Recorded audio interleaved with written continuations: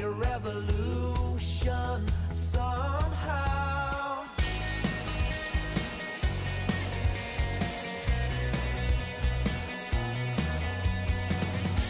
And love explode and bring the dead to life. A love so bold to bring a revolution somehow.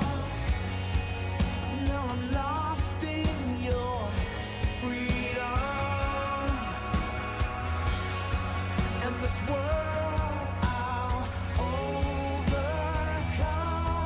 My God's not dead, he's surely alive.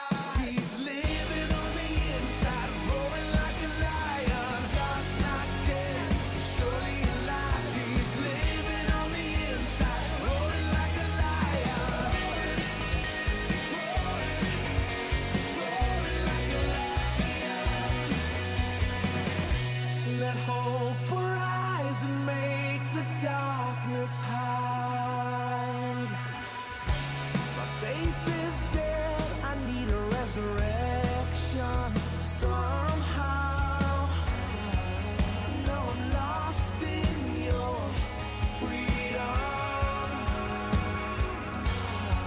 And this world I'll overcome.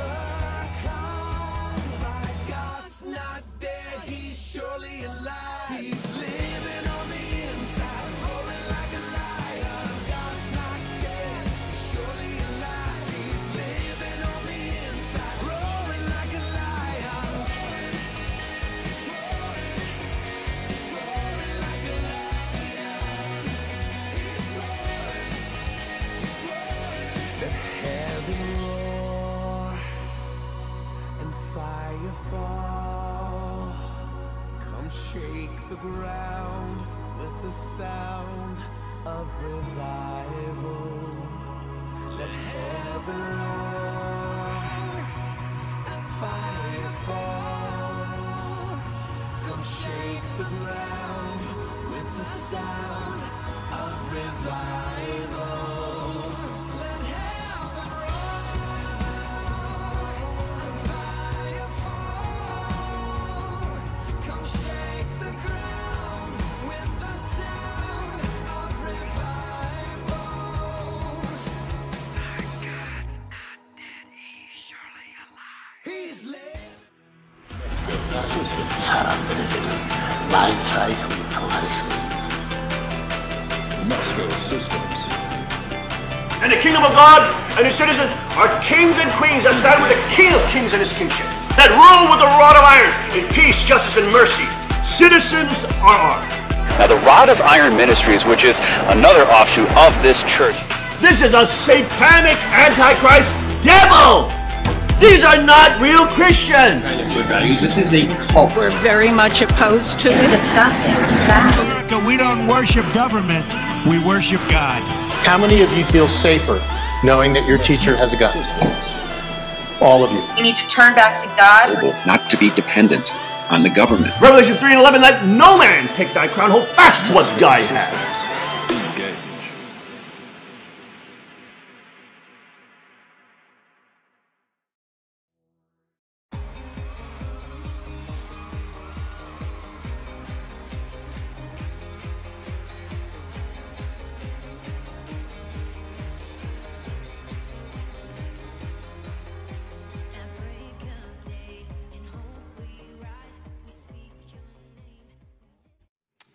Good morning and welcome to the King's Report. Today's Tuesday, May 29th, 2018, 9th year of Changi, 4th month, 15th day by the heavenly calendar. I'm your host, Hyungjin Sean Moon, second king of Chanigu. Let's go first to our AccuWeather forecast with Tim, the Agent Elder. Tim. Good morning. It's 63 degrees and cloudy at the Chanigu Palace today. We're going up to a high of 88. So it's going to be a warm day. Whoa, no wonder. Wow, No it's wonder. warm in this room, isn't it, already? It's warm in this room, yes. Tomorrow we're going to dive back down into the 70s. But I thought we'd take a look at the weather in Atlanta. And today is going to kind of be a dress rehearsal for what it's going to be like this weekend in Atlanta. It's going to be 90 degrees on Friday, 90 degrees on Saturday, and dipping down into the upper 80s on Sunday. I can't get my screen to come up quite as quickly, but that's what it says. And that's what it will say as soon as it comes up. There you go, 90, 90, and 89. With 70 degrees, 70s during the night. So yeah, it's going to be warm. Wow, it's going to be hot in the ATL. Yes, especially if you're camping out, with no air conditioning. It's going to be warm nights. Well, the nights are going to be what, in the 70s? 70s. That's not bad. That's not terrible because you're staying still. If you stay still, in the 70s gets cool. Just don't bring a heavy sleeping bag. I see the real field temperature is 99, 97. Yeah. Dang. During the day, so yeah. Wow. So we will avoid the tents during the day, I'll tell you that much. We will definitely be avoiding the tents. But it's going to be a good training to get the young people out there and get camping. It's a very good experience to learn how to travel and camp. It's interesting. In America, some of the campsites are as expensive as Motel 6s. They're about the same price sometimes, maybe depending on the campsite, some campsites are $20, $25. Some are up to $40, and a Motel 6 is about $50. So in America, because we had free markets, freedom, liberty, etc., and the remnants thereof, at least, you had, an infrastructure that could be built and entrepreneurship that could compete with one another to drive down prices. And so you can actually have a lot of motel infrastructure around America. And you can get, very good quality places to stay, the Motel 6, for example. That's where we usually stay, Motel 6 or something like that. They're very well done, for like $50. So actually some places to camp are just as expensive as a motel. But they are pretty good. I mean, at that level, man, it's pretty good at that for $50 a night. But we'll be camping, and so it's good for the young people to practice their camping techniques and also their gear. And, just understanding that you can travel and also travel, enjoy nature, and do those things. Because a lot of young people want to do that. They want to do cross-country trips, and they should. They should see the country. They should get that out of their system when they're young. So it's going to be a good experience. We have a couple buses going down, right? And there are like over 40 people going down. So that's going to be quite a trip. All right, folks, let's go to our Rima today. We're going to start doing our Rimas again from the beginning. I think our test has been long enough that we start with politics, and that's been long enough. We've done that. So we're going to go back to our original 5 o'clock honoring of Hundoke and scripture reading after our weather forecast. So look forward to that, folks. We will start doing our spiritual talking in the beginning of the show. In the first hour or the first 30 minutes to an hour, we will be studying scripture. All right. So today we are in Isaiah 17. And let's take a look at this whole chapter because it's a very interesting whole chapter. It's called Prophecy Against Damascus. A prophecy against Damascus. See, Damascus will no longer be a city, but will become a heap of ruins. The cities of Aroer will be deserted and left to flocks which will lie down, and no one to make them afraid. The fortified city will disappear from Ephraim, and royal power from Damascus. The remnant of Aram will be like the glory of the Israelites, declares the Lord Almighty. In that day the glory of Jacob would fade, the fat of his body will waste away. It will be as when reapers harvest the standing grain, gather the grain in their arms, as when someone gleans heads of grain in the valley of Ephraim. Yet some gleanings will remain, as when an olive tree is beaten, leaving 2 or 3 olives on the topmost branches.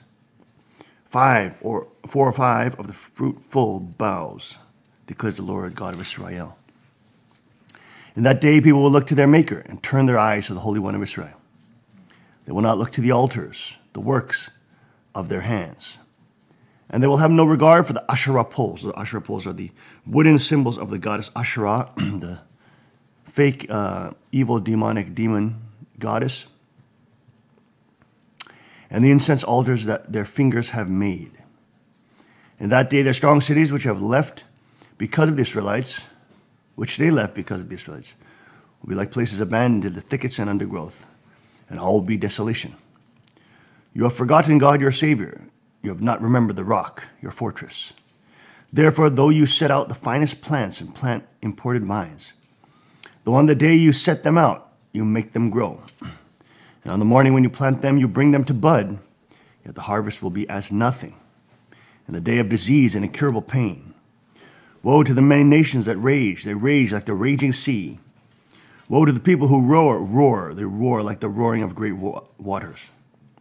Although the peoples roar like the roar of surging waters, when he rebukes them, they flee far away. Driven before the wind like chaff on the hills, like tumbleweed before a gale. In the evening, sudden terror. Before the morning, they are gone. This is the portion of those who loot us, the lot of those who plunder us. Amen and aju. Well, we see here in the scripture that God is warning Damascus and saying and prophesying its demise, the prophet Isaiah. And you can see in this map here, pull up an ancient map of nations mentioned in Isaiah. And you can see Jerusalem right there, right near Moab, Judah, Philistia, Egypt to the left, very close to Jerusalem.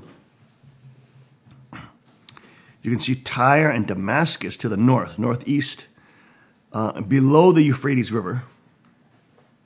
And you can see Babylon or Babylonia to the right and Assyria to the north. You see Babylon there to the east and Nineveh to the northeast. Okay.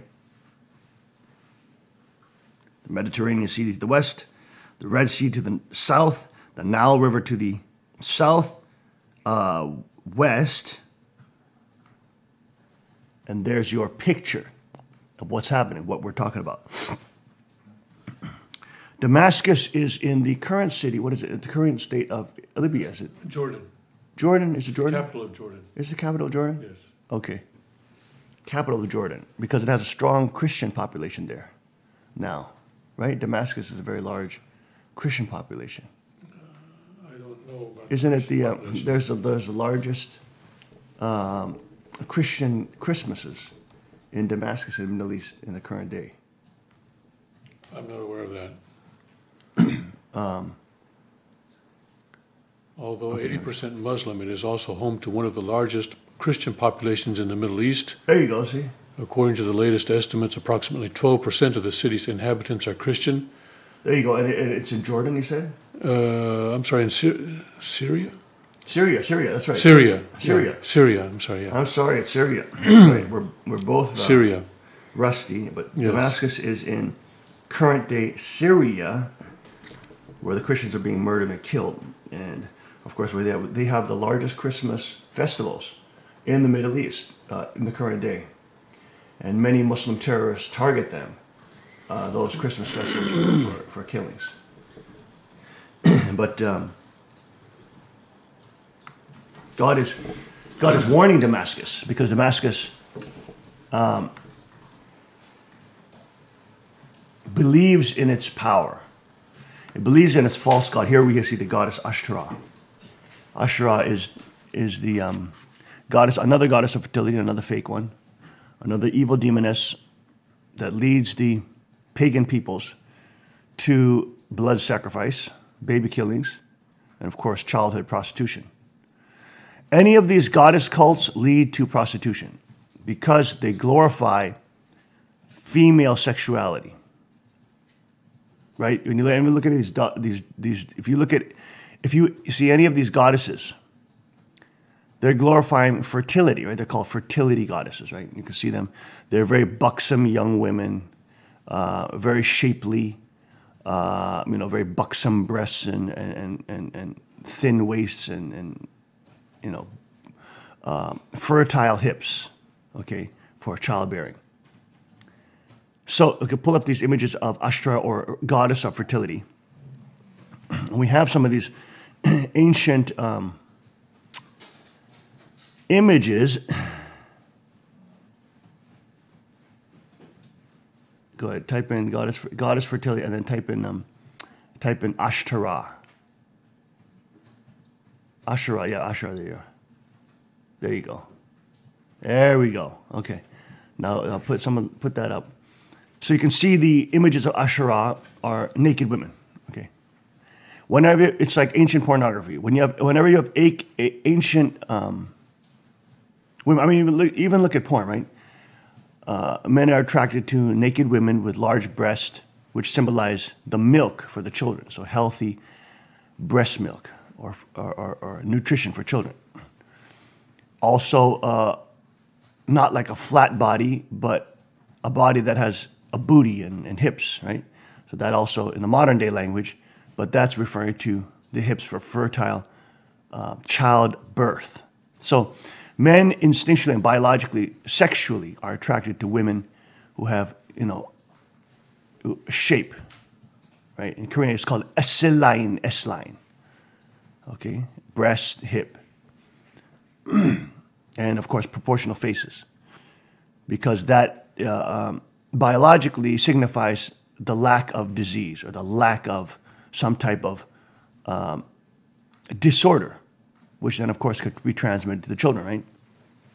So we have this from a biological, instinctual perspective.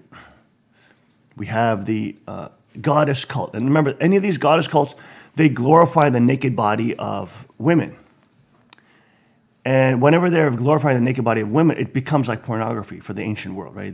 They don't have pornos and internet. So the most a man could see of a woman, unless he's having sex with her, is these pictures or these statues of naked women, right? It's kind of like the elitists who like ballet or something. And I'm not saying ballet art is pornography, because it is an art. But you're basically looking at women's bodies and men's bodies at that. That's why a lot of ballerinos are gay, right? You're looking at people's bodies with very revealing clothes, and women are lifting up their legs. And I mean, what do you think men are thinking about? They're looking at the sexual organ. When women are lifting up their legs doing ballet, when women are doing this, they're looking at their booty, they're looking at their sexual organs. But they're in tuxedos, so they're pretending like they're not. But still, the elitists are looking at the woman's body. Just as if they're looking on a beach, looking at, yo, that girl is dope. Look at her, look at her, look at her, top. Look at her, booty, whatever. You know what I'm saying? So they're doing the same thing. Just because those elitists wear tuxedos and pretend like they're not as sexual as some of the other people who may be more open with the fact that they're looking at the booty, they're looking at the breast, doesn't mean they're not. And so ballet is like almost like this elitist sort of ritual of,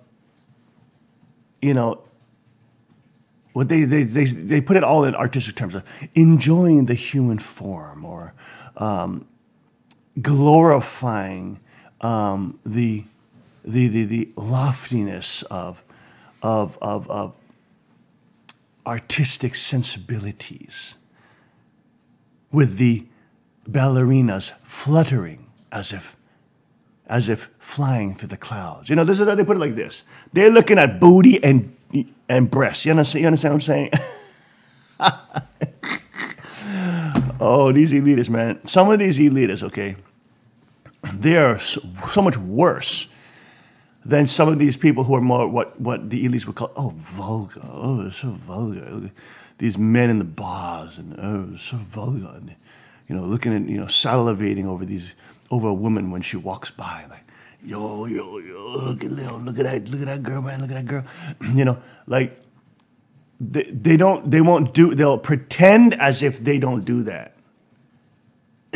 But all in their little $5,000 suits and their little tuxedos and the elite Rothschilds they're salivating over these kids doing ballet.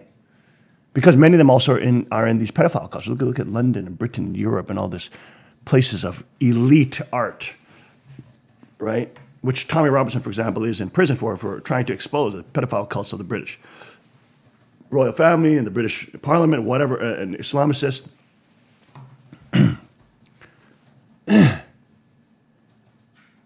But this is what men are looking at. They're looking at the booty. They're looking at the breast.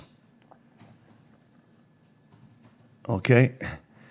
And because those are symbols of fertility. They don't know why. They just know they're very attractive. They know they're sexually stimulated by that.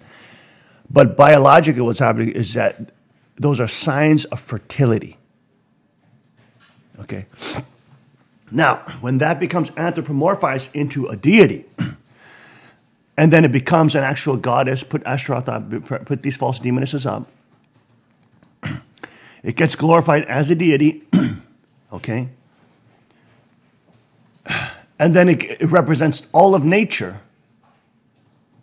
the cycles of nature and harvest and all this kind of thing. It becomes an ancient form of pornography, which then becomes a business, okay? And that's why you see in all these ancient, quote, cultures, pagan cultures, which God warns us about, you see when they glorify the goddess of fertility, who is a fallen Eve, basically a demoness,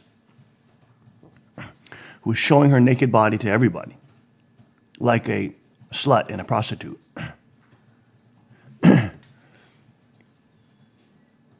You have inevitably, ineluctably, you have the connection to prostitution. Because why? Fertility is connected to sex, baby. You understand? You can't get around that. Fertility is connected to sex. Fertility is not fertile alone, just seeing a naked body of a woman, a hot girl. Fertility is about sex, you understand? Because it's through sex that you have the fertility that is mixed with virility, which then produces children and the continuation of the species and or the gene, which is the reason why instinctually, biologically, men have such a strong sexual desire. And women don't understand how strong men's sexual desire is.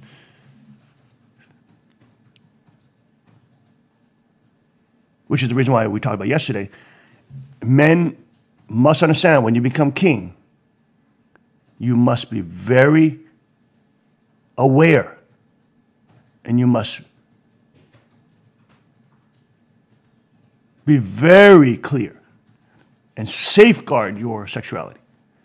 Because with more resources, with more blessing that God gives you, the more women come to try to hunt you. And if you are not strong and confident in yourself, you will be taken over by the attention of women, which all men crave and all men desire. But especially if you're not used to getting women attention, you will be taken over by and put yourself in stupid, compromised, dangerous situations where the potential for falling and the potential for sinning is so great.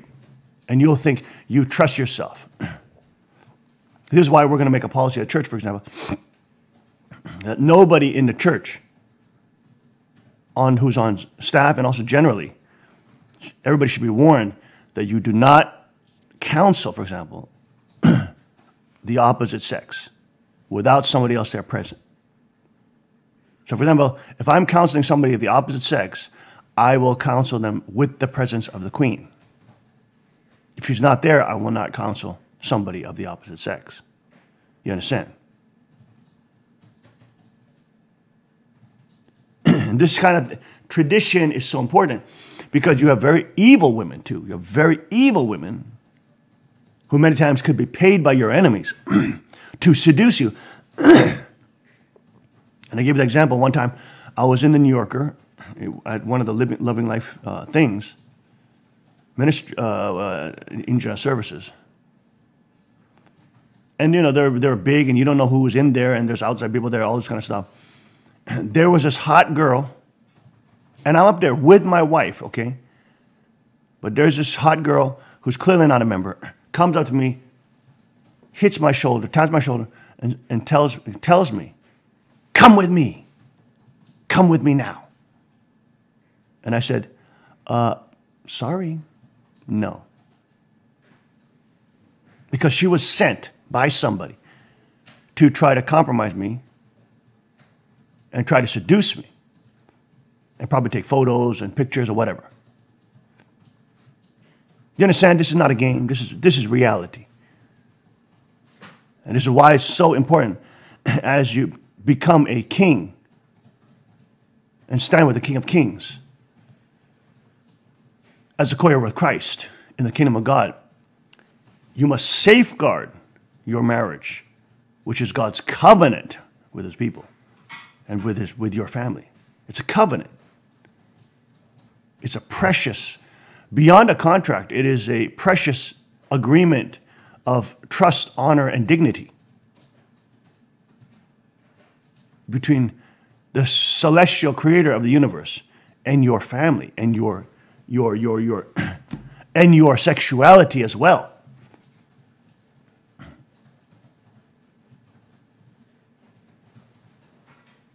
You understand?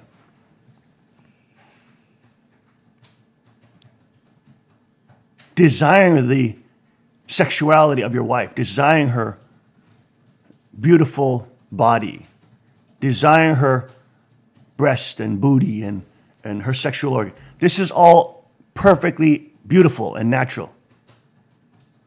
And your sexual desire to want her sexually every day is natural. And many girls get freaked out by this in the beginning. They think their husband is some kind of crazed out pervert because he wants to have sex every day or multiple times a day, 3 times a day. So the girls are freaking out because they thought, oh, what the heck? Wow. How is he this sexually? How does he want to have sex every freaking hour? When you got that virility when you're young. And the girls think you're perverted. But when you become blessed as a husband and you want to have sex with your wife 3 times a day, 5 times a day, 10 times a day, and it's normal. Girls are just never told, honestly, about the sexual desire of men. They're not educated by their fathers. They're not told by their moms. They're educated by public school sex teachers that may be good in some areas, but in some city areas, they're horrible, horrible leftist commies who are pushing the agenda of Planned Parenthood, showing videos of Mr. Penis and Mr. Vagina, videos actually made by Planned Parenthood, by the way. I'm not just making that up to sound funny. There's actual videos where people come out in actual vagina suits and penis suits, and they have little songs to educate kids about sex, which is basically to hypersexualize them so they have babies early, so then they go and become a client of Planned Parenthood and kill their baby. And I've showed you those videos before on the King's Report. And those stupid, crazy videos, hypersexualizing videos, you think Disney is hypersexualizing kids with, booty dancing and mini skirts on 12-year-old kids? Planned Parenthood's videos are even worse. If the leftists had their way, folks, they would be showing penises and vaginas to kids at 4 freaking years old. Do you understand? This is how sick and demented they are.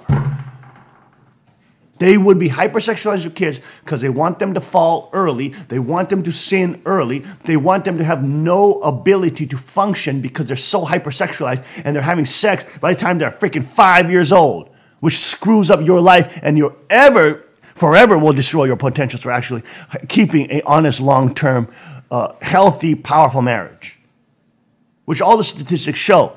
That even if one other sexual partner other than your spouse, your marriage has like 100% chance, 50% chance of collapsing. I'm sorry, what was that? 2 times the chance. 2 times the chance to collapse. 2 times the chance. Just by having one other partner. And then it skyrockets from there.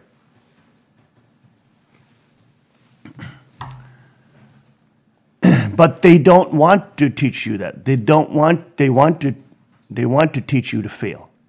They want you to teach you to be miserable because they're miserable. Because they're wicked. And evil likes company.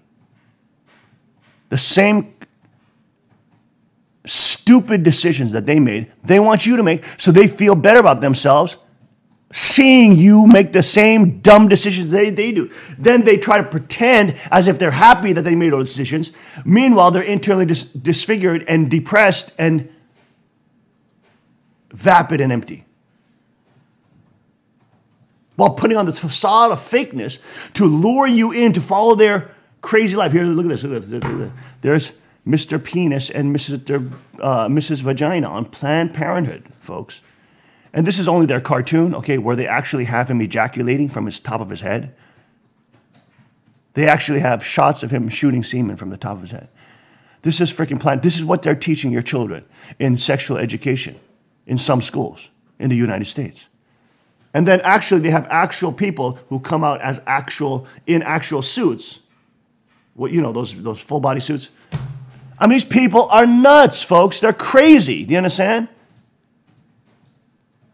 They want your kids hypersexualized, knowing how to have sex at 5 years old because they want to reduce the age, which they've done all the way through the EU, and the UN is pushing for 10-year-old children to have, quote, sexual rights because they want to fuss your children at a freaking 10-year-old, 5-year-old age. Do you see how evil and twisted the elites of this world are who want to rule over you with world government and give your children, quote, sexual rights at 10 fussing years old? Are you fussing kidding me?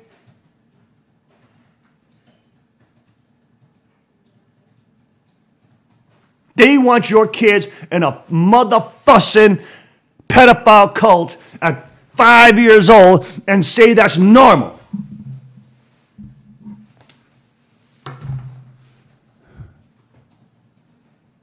And that's why they want you disarmed, because they know alpha males who can see through their wicked ways will fuss and kill them with no remorse and no holding back.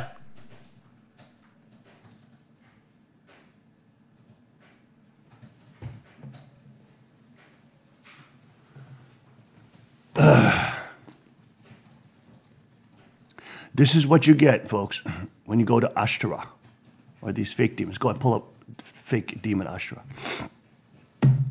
This is what you get in every culture. Every culture starts exploiting girls, all right, once you deify the female naked body. Once you deify the female naked body and make it into the goddess that has to be worshipped, all civilizations will crumble. All civilizations will go to reduced ages of sexuality. Hypersexualization will go to temple prostitution. I mean, that's basically what Hollywood was becoming, right? Look at Harvey Weinstein. What was he doing?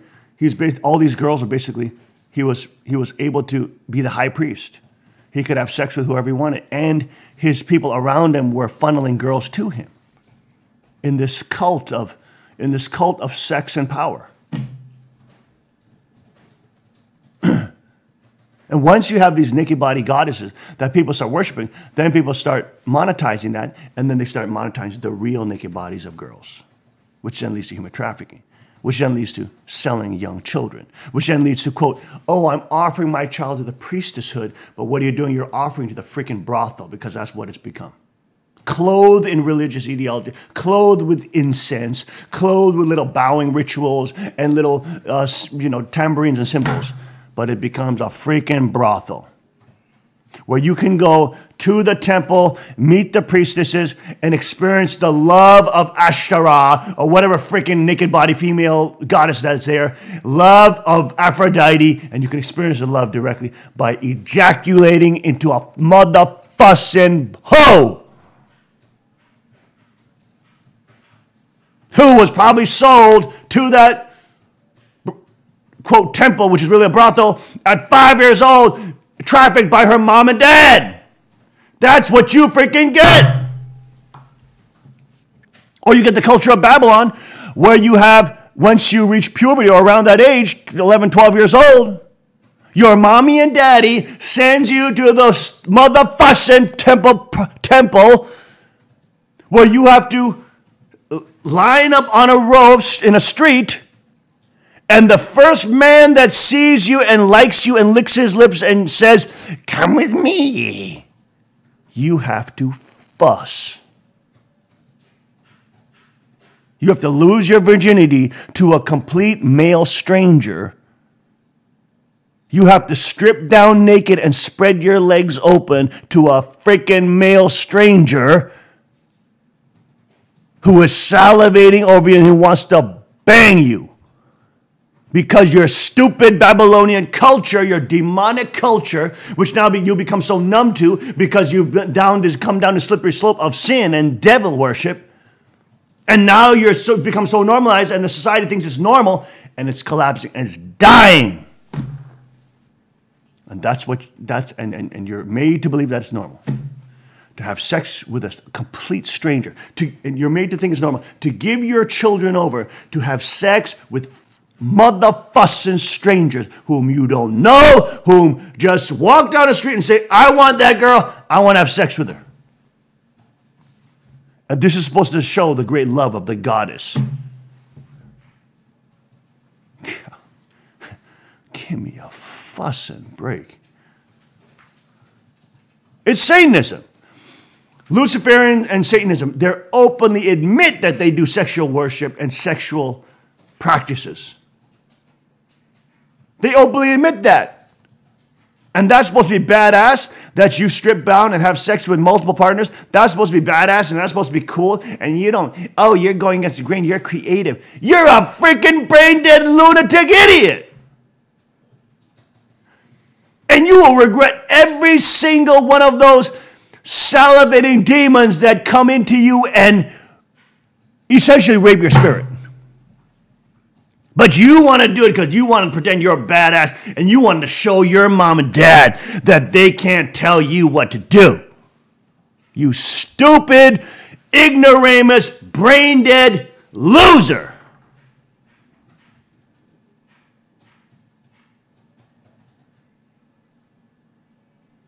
And you have fallen into the trap of the devil. As the Bible says, beware the wiles of the devil, for he is as a roaring lion that steals, kills, and destroys. That is why the wicked flee while none pursue, and the bold and the righteous must be bold as lions.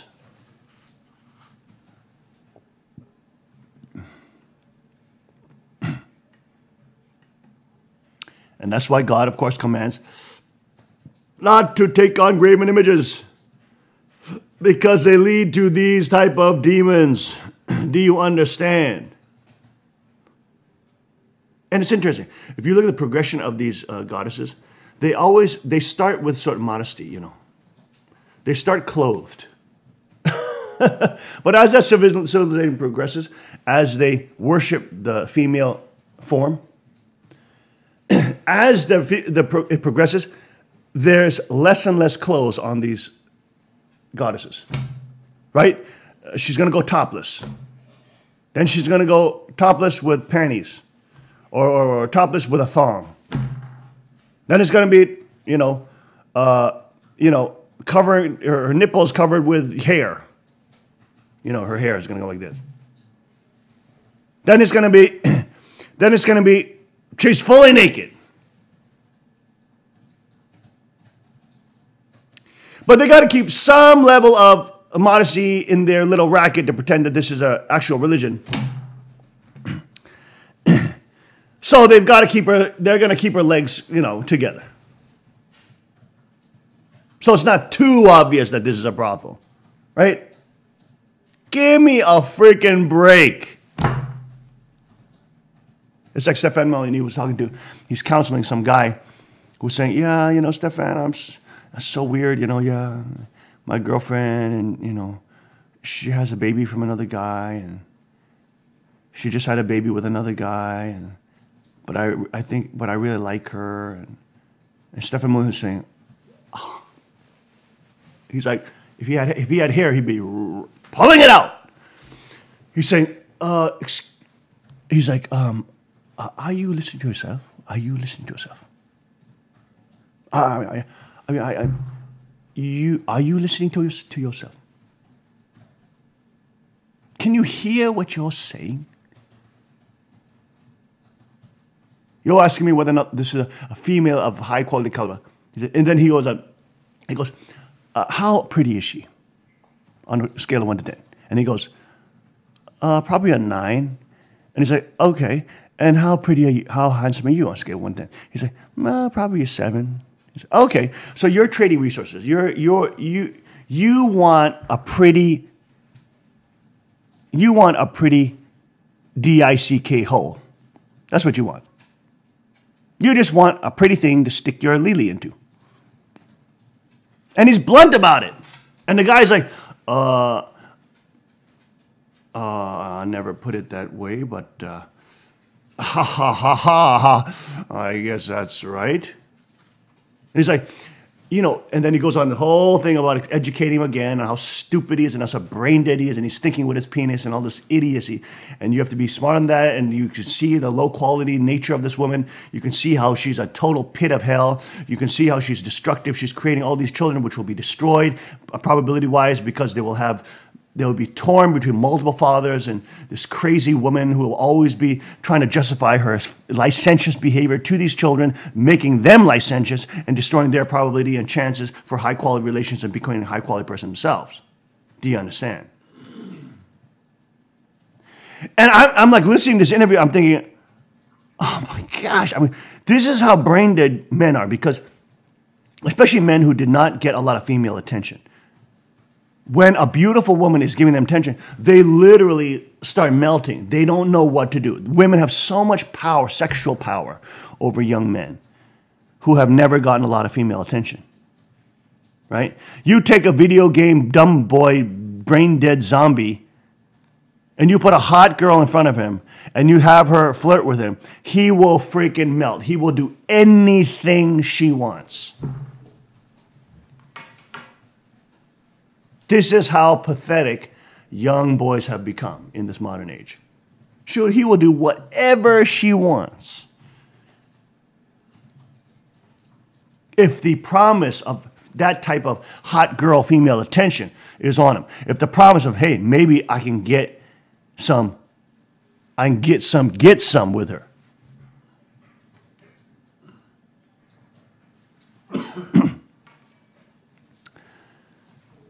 This is why people don't, and this is why the principle is so powerful, okay?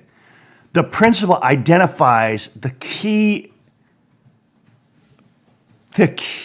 element of killing civilization or saving civilization, okay?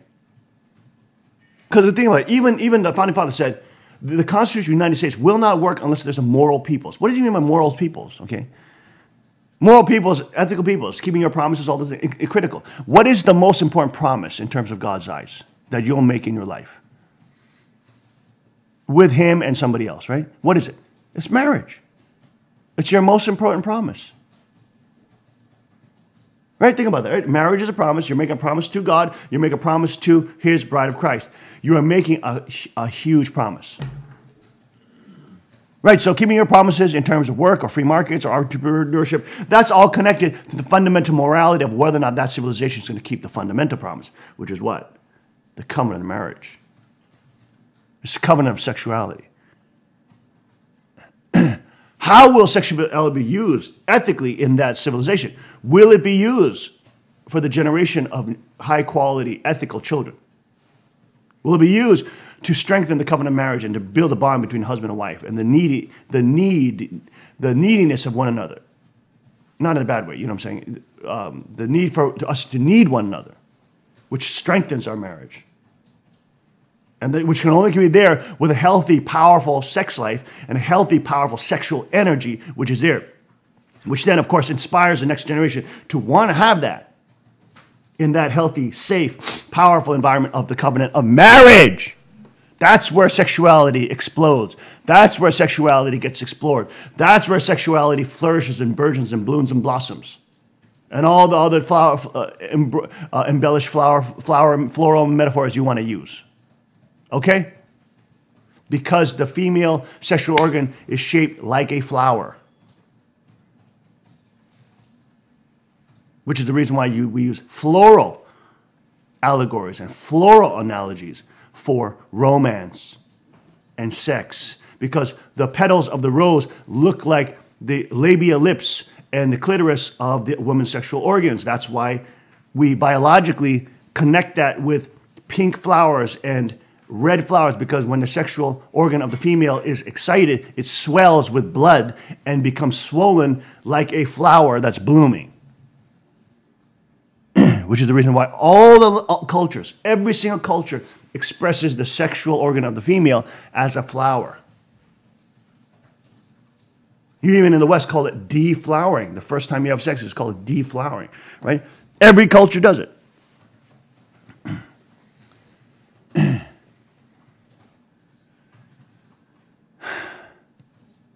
But that flower must be protected. There is a sacred and sanctified place for that flower to bloom. Not with the snake of the archangel, but with the rod of iron of the king. Or a son of a king. You understand?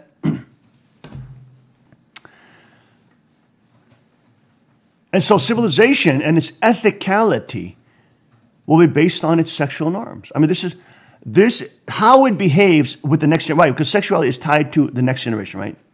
The quality of the sexual relationships of one generation will determine the quality of the sexual relationships of the next generation. Because if you have a slutty generation, you most likely will have a slutty next generation, which will then diminish the potential for that nation to exist.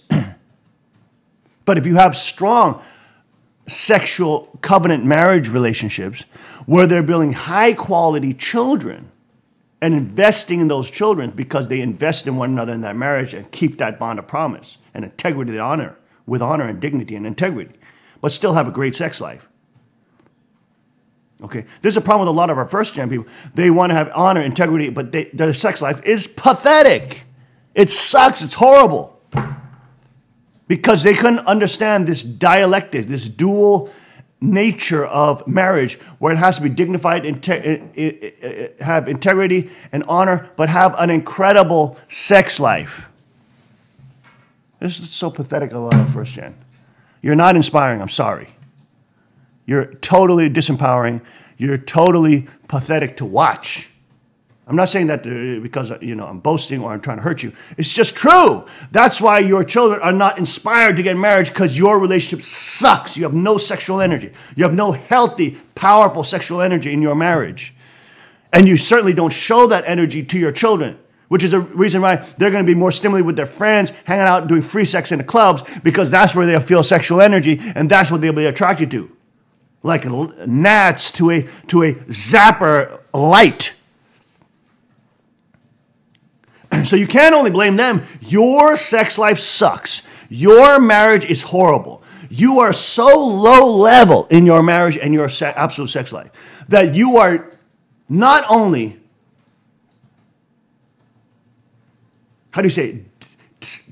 ripping the faith away from your children or any confidence they can have in a healthy marriage, which they want, by the way. They want to have an awesome sex life, especially boys. All men, all boys want to have an awesome sex life. But since most men are honorable, especially if they grew up hearing about God, they don't want to have an awesome sex life just with everybody.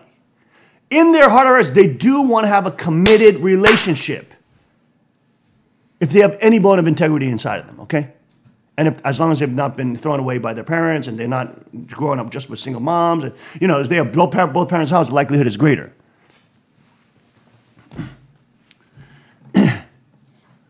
But a lot of the problem with a lot of the first-gen marriages is they're so pathetically uninspiring. They're like vast black holes of depression. Not taking accountability, not taking responsibility, constantly blaming one another, disobeying the teachings of Father while pretending like they're so faithful and righteous when he said that has to be so critically successful. But then you can see there's some first generation couples which have a relatively good sex life, and their energy and their children are so much more different than the ones that are so pathetic. So yes, it does make a huge difference for you to have a vibrant and powerful and intimate and spectacular sex life when in your blessing of marriage. You must work on your sex life. It is absolutely critical. You must work on your romance game because otherwise your wife will feel like a slut. To fulfill your sexual desires of you want to have sex every day or every other day or every 3 hours, depending on your age. Do you understand? Then in her own heart, she'll feel unhappy. So you have to have your romance game at a high level too, or at least improving, so that she will want to have sex with you and want to build an absolute sex, powerful, electrifying marriage together.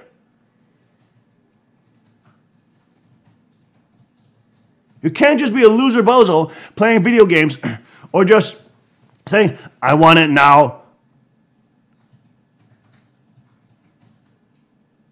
And True Father said, you have to give it to me whenever I want. Otherwise, you are sinful and going to hell. So hurry up and spread your legs. No, it doesn't work like that, okay? You have to up your romance game. You have to seduce your wife. You have to romance her. You have to give her what she desires in her heart, which is romance, so that you can get what you desire in your heart, which is sexuality.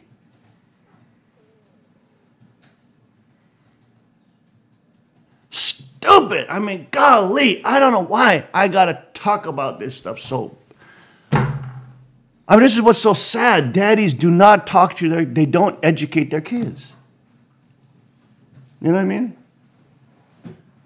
What is wrong with you people? Golly, it's so pure, you're like so puritanical in a bad way.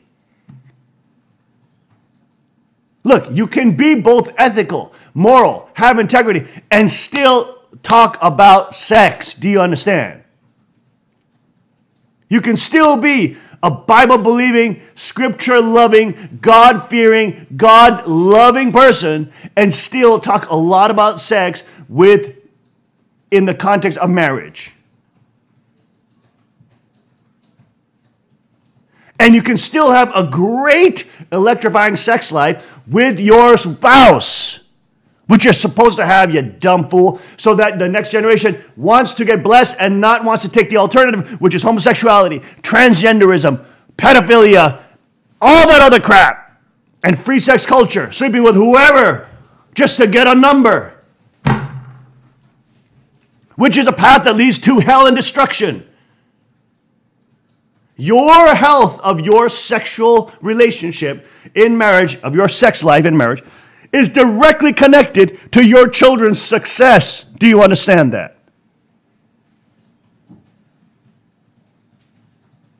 And healthy marriages have sexual intercourse and sexual fruition 3 times a week, at least.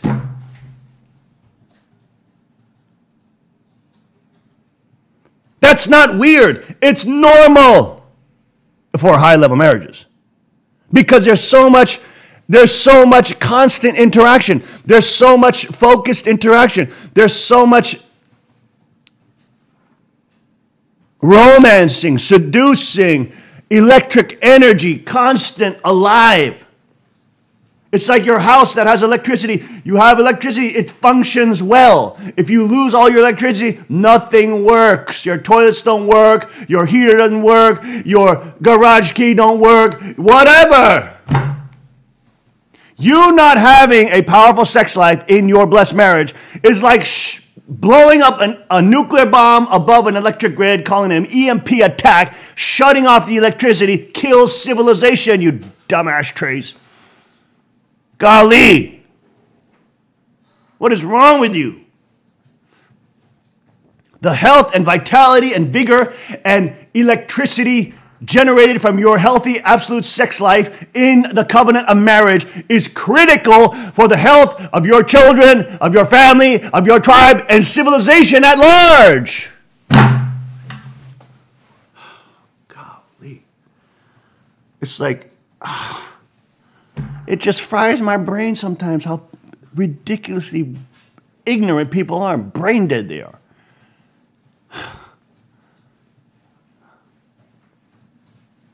Golly.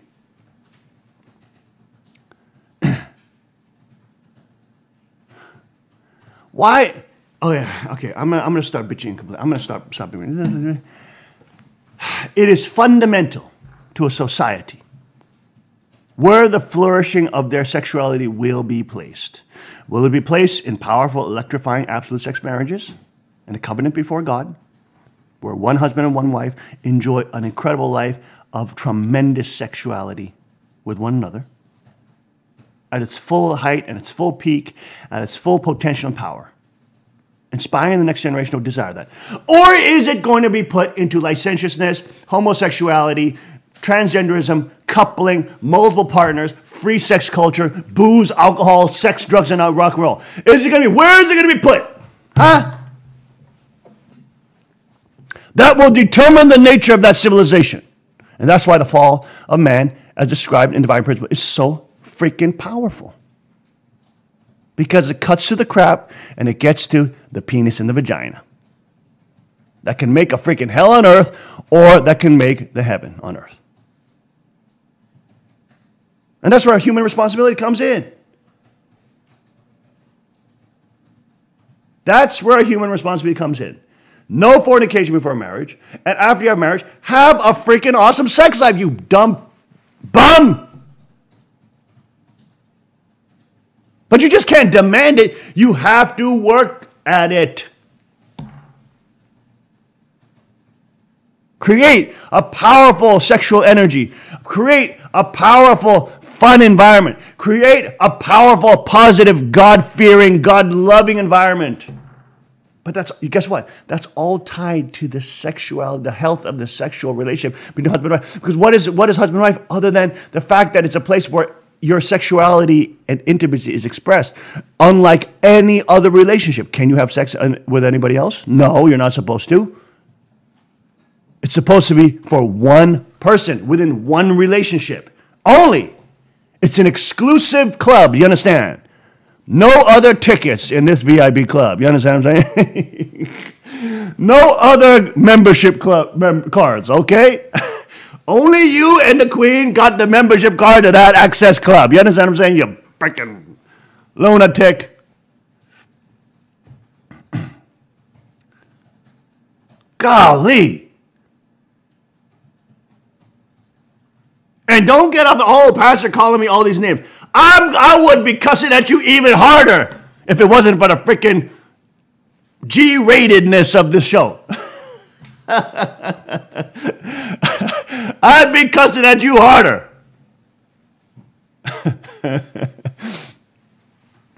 Golly. Drive me nuts.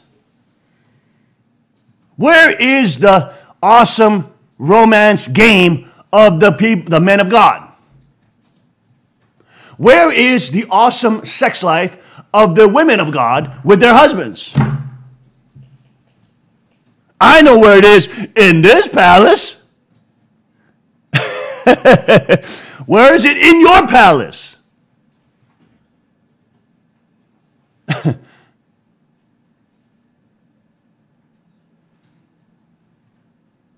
That energy is electrifying, do you understand?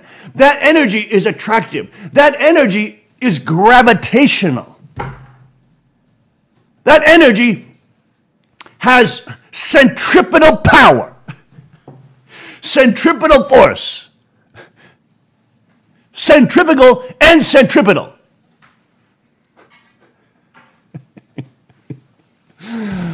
Oh, Lord mercy. I think everybody enjoys the Rima for the first hour instead of going directly into the news. Let us know in the comments if you enjoy the Rima or going straight into the headline news on the King's Report.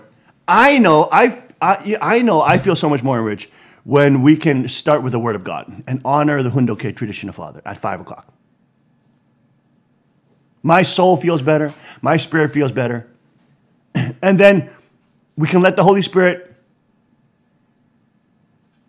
guide the King to speak and to chastise you when I need to. Of course, I'm not chastising because I hate you and want you to fail. I'm chastising, I want you to succeed. You...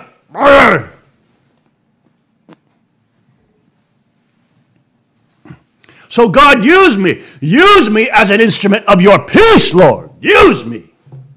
Use me to strike the wicked and to beat the chaff.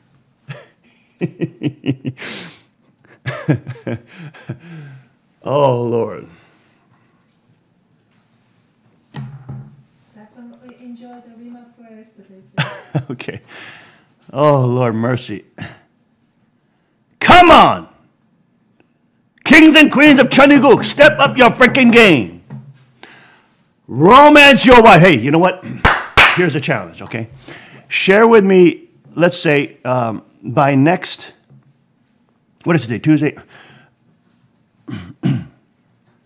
How can we do this? This is going to be tough. How can we share with us some of your stories of romance? Okay? Share with us some of your stories of romance. Send them in. When will I'll be reading them? I'll be in Atlanta, so I won't be able to read them until I'm back. I'm just speaking off the top of my head. There's no teleprompter, no screens. This is live, okay, folks. I'm thinking, brainstorming live with, on live. So I'll try to get to reading them by next Friday. Okay, turn that off. What's going on over there? By next Friday, okay? I want to hear wonderful stories of romance that happened from this day's King's Report, okay, to next Friday. You have like, what is that, a week and a half?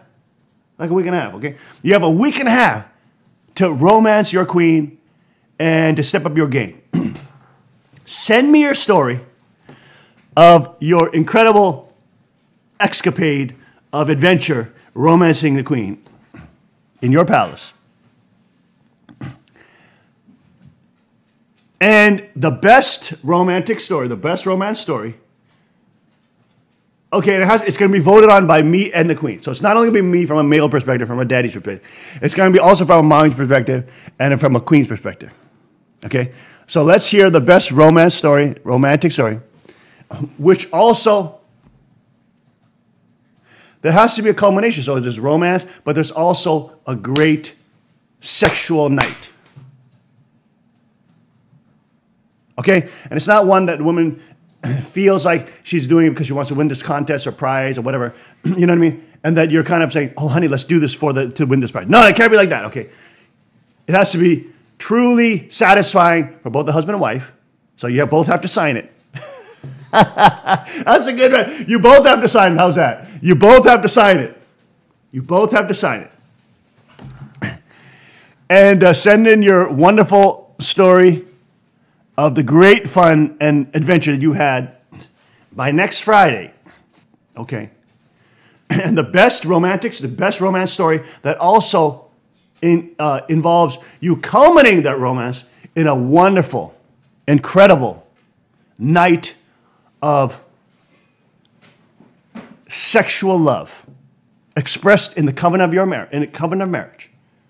Incredible sexual love that is expressed in that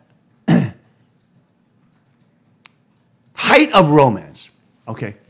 with all the different levels of love, with agape love and eros love and all that stuff combined there. Send us your best romantic story. And the winner of, and the couple both have decided, okay? And the winner of that prize,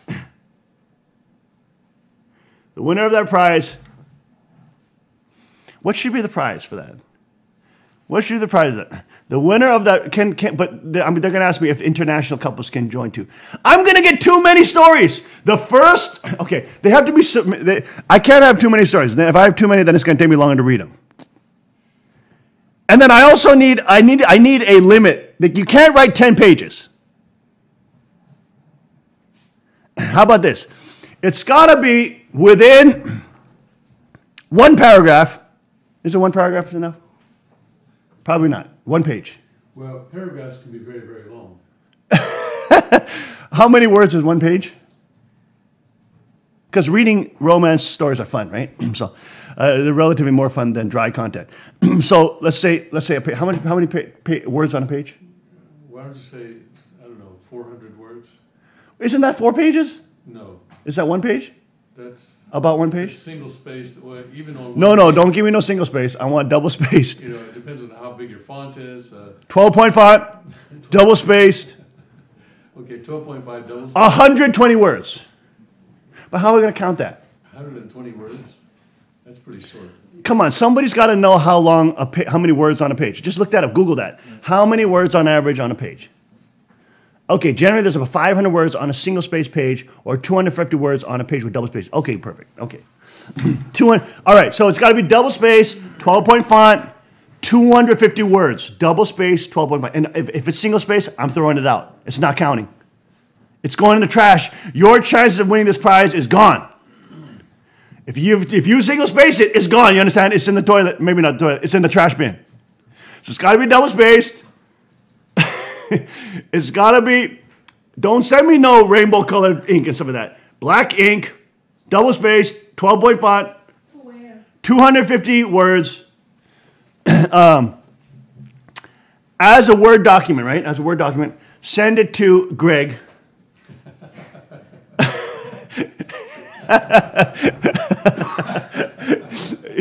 Raise your hand if you hear me out there, Greg. Okay, there you go. Okay, that's the reaction. 30 seconds later.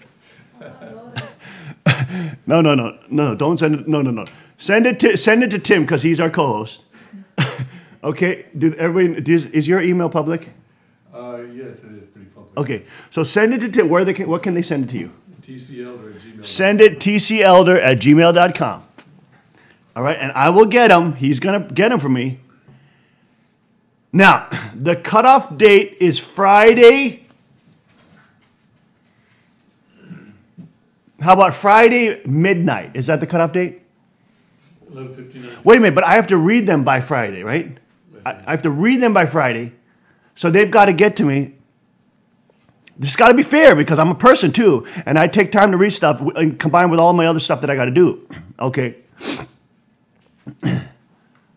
So if we want to announce something on Friday, that's going to be too hard because we're a Blade show. It's going to be. Let's just do it like this: Friday.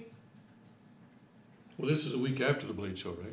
Yes. So I need some time, and people need time to do their romance story, and live their romance adventure, right? They need a little time. Yes. They can't just do it. They got to get some time to get their adventure going. So share your adventure by Friday midnight, like Cinderella and the Glass Slipper. Does it have to be in English? Yes. Does it have to be in English? Yes. Do the Korean and Japanese want to participate? Look, I can't translate all that stuff. Right. Let's just start this contest in English first. Yes. Okay? So our Korean and Japanese brothers and sisters, I'll get to you, but we're just going to do it in English first, okay? So it's got to be in English, 250 words, 12-point font, black ink, by 12 o'clock midnight on Friday, Cinderella Glass Slipper, before you turn into a pumpkin, okay?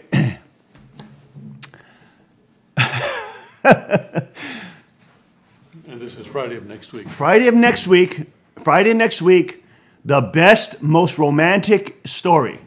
And you look, you don't have to give all the details of your sexual positions. Don't give me that. Just the romance. Give me the romance, okay? Give me the adventure leading up to your beautiful night of sexuality within the covenant of marriage, okay? Which is healthy and beautiful, and God loves it. That's why he allowed you to get married. So, I don't want to hear all the details of your sex life, okay?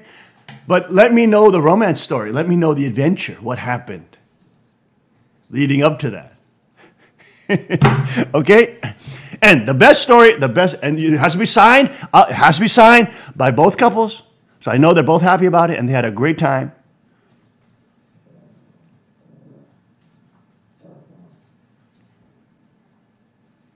Okay? Should we include like a pledge, like they pledge to continue this tradition? Continue to work on this exciting part of life? Should we have a pledge there at the end? Okay, we're going to do that because this is not only for don't do this just for the contest prize. This is to help you in your actual life in your marriage. So you also have to put a pledge in at the end, and it's still the word limit is the same, 250 words. You still have you put in a pledge in at the end about how you want to continue, how you're excited to continue this. Put it in the most beautiful way you can. Now, it's got to be signed by both husband and wife, and you both got to be happy about it, and you can't fake your wife's signature and all that. If you do that, God will condemn you because he'll know, even though we may not know, God will know that you're a liar and you're a fraud, and you should be punished. And when you send it to me, put the word contest in the subject. Romance contest. Romance contest in the subject. How about true romance? True romance contest. Okay. True romance contest. So let's when you send it to tcelder.gmail.com, write true romance contest. Right. Okay. Now, what will be that's in the subject field, so that in the subject field, so he knows. Otherwise, he was going to delete your email. He's not going to know who's writing it. The winner of this contest. Okay. Oh, the winner of the contest. Should we get back to them on that? What can we afford? free trip to Hawaii. Free trip, no, we can't afford that. Okay, the winner of this contest. I'm gonna have to think about that. What can we do here? Let's get. We're gonna take a break. I'm gonna discuss what the winner of this contest will get, and after this break, we'll give you what you will win if you win the true romance contest. We'll be right back after this. Stay with us. Woo, this is exciting, Kings of Portland. Stay with us.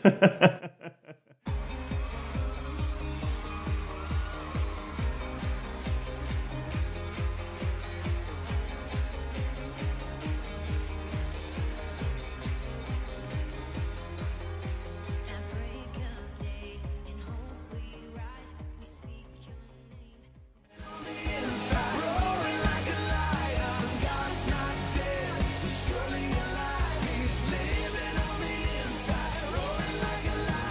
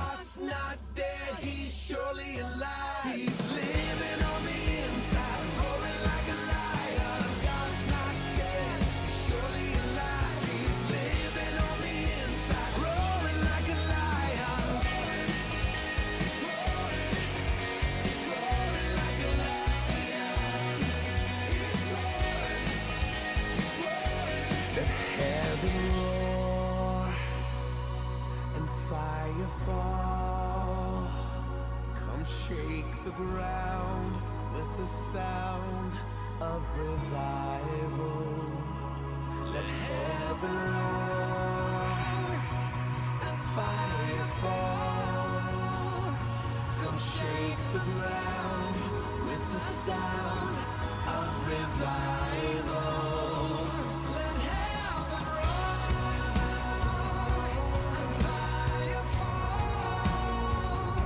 Come shake the ground with the sound of revival.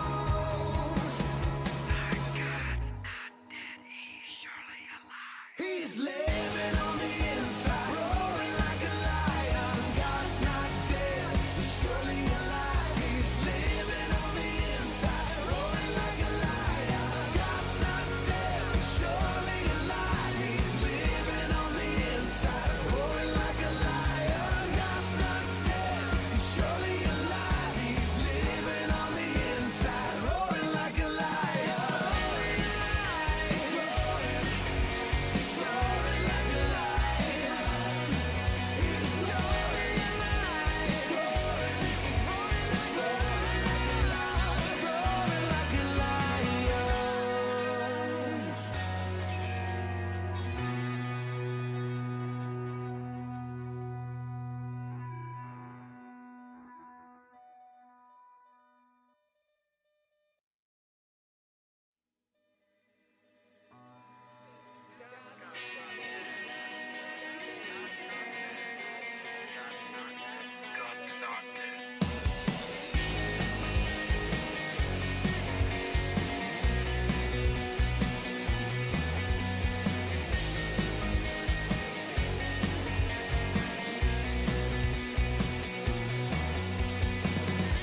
Let love explode and bring the dead to life. A love so bold to see a revolution somehow.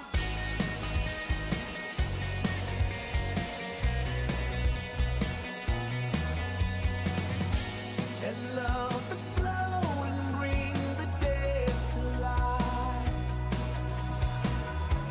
A love so bold to bring a revolution somehow. No, I'm lost in your freedom. And this world I'll overcome. My God's not dead, he's surely alive. He's living on the inside, roaring like a lion. God's not dead, he's surely alive. He's living on the inside, roaring like a lion. He's roaring like a lion. Let hope arise and make the darkness hide. My faith is dead, I need a resurrection somehow. No, I'm lost in your freedom. And this world I'll overcome. My God's not dead, he's surely alive. He's living on the inside, roaring like a lion. God's not dead, he's surely alive. He's living on the inside, roaring like a lion.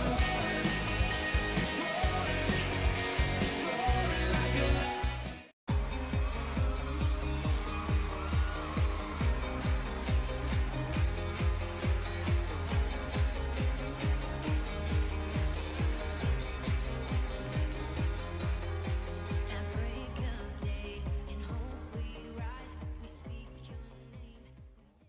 And we are back, folks. I know you've been waiting from this break. It is Tuesday, May 29th, 2018. We've been talking about the True Romance Contest. You know what would be easy, Tim? Let me ask you this. Would it be easy for people to send you a one-page written, or how about a video? I don't think we ought to get into videos. No, I'm not of their, not just explaining their thing. or do you like a written page? Written page is better. Okay, there you go. Let's do it. Okay, I'm fine with that. Let's do written page, same thing, same rules. 250 words, double space, black ink. 12 and a half, 12 point. 12-point font, so don't be cheating now. And about your romantic adventure, okay? By Friday midnight, Cinderella glass slipper. June 8th. June 8th. June 8th. Has to be by, you have to send in by June 8th. Now, the winner of the contest of the True Romance Contest. No, okay, folks, this is our first True Romance Contest, okay? So there's going to be more, okay? So don't get too greedy now. What we can do is for the winner of the True Romance Contest to a restaurant, a high-class restaurant of your choice. Any restaurant. You choose any restaurant you want to go to. Maybe you've never gone there. And maybe you want to go to have expensive French restaurant with your spouse, okay? We will give you a $120 gift certificate for that restaurant. So you let us know what restaurant, if you win, the winner will let us know the restaurant of your choosing. It could be the most expensive restaurant in the world. I don't care. The restaurant of your choosing that you've never been to, or it could be one that you go to all the time, whatever. But, you know, use up the $120, okay? So it could be a nice place. Of your choosing, let us know what the winner will let us know what that restaurant is. We will call the restaurant. We will get a gift certificate from that restaurant for $120. And we will send that to you. Now, if you spend more than $120, you're paying for the remainder, okay? But we will have a restaurant gift certificate prize of your choosing for 120 big ones. 120. What's another word for dollars? Shenanigans. You know what I'm talking. You know what I mean. Okay? That will be the winner of the True Romance Contest. Send in your wonderful stories. During the break, somebody said, should they tape their adventure? Don't tape yourself. How many times the king have taught you, do not tape yourself in your absolute sex moments. You understand? I know you have a larger picture that you say, but I want to keep it for posterity. And I want to educate my grand. They don't want to see you doing it. All right? Just send us the story. And I told you how many times, if you've taped it, it's now in the hands of the CIA, FBI, and NSA, okay? So now you might as well have shot it on the internet live streaming, okay? Which the king is not endorsing. Do not shoot the video. No video. Just a story. A romance. In by Friday midnight, Cinderella glass slipper, remember that, June 8th. Because you got to give me time, because I'm going to Atlanta and I'm coming back and I'm all that kind of stuff. And on top of all the stuff we got to do, the winner of the contest at a beautiful restaurant of their choosing, $120 gift certificate. And yes, you have to be blessed. Obviously, you have to be blessed because you're talking about romance, you're talking about sexuality, so you better not be single and sending me this crap. I'm throwing it in the freaking toilet. You understand what I'm saying? You better, obviously. And both couples have to sign it. So I have to know both couples are happy. Both couples are happy about it. And they're excited to win the $120 gift certificate. How's that? All right, there you go, folks. It's released into the atmosphere.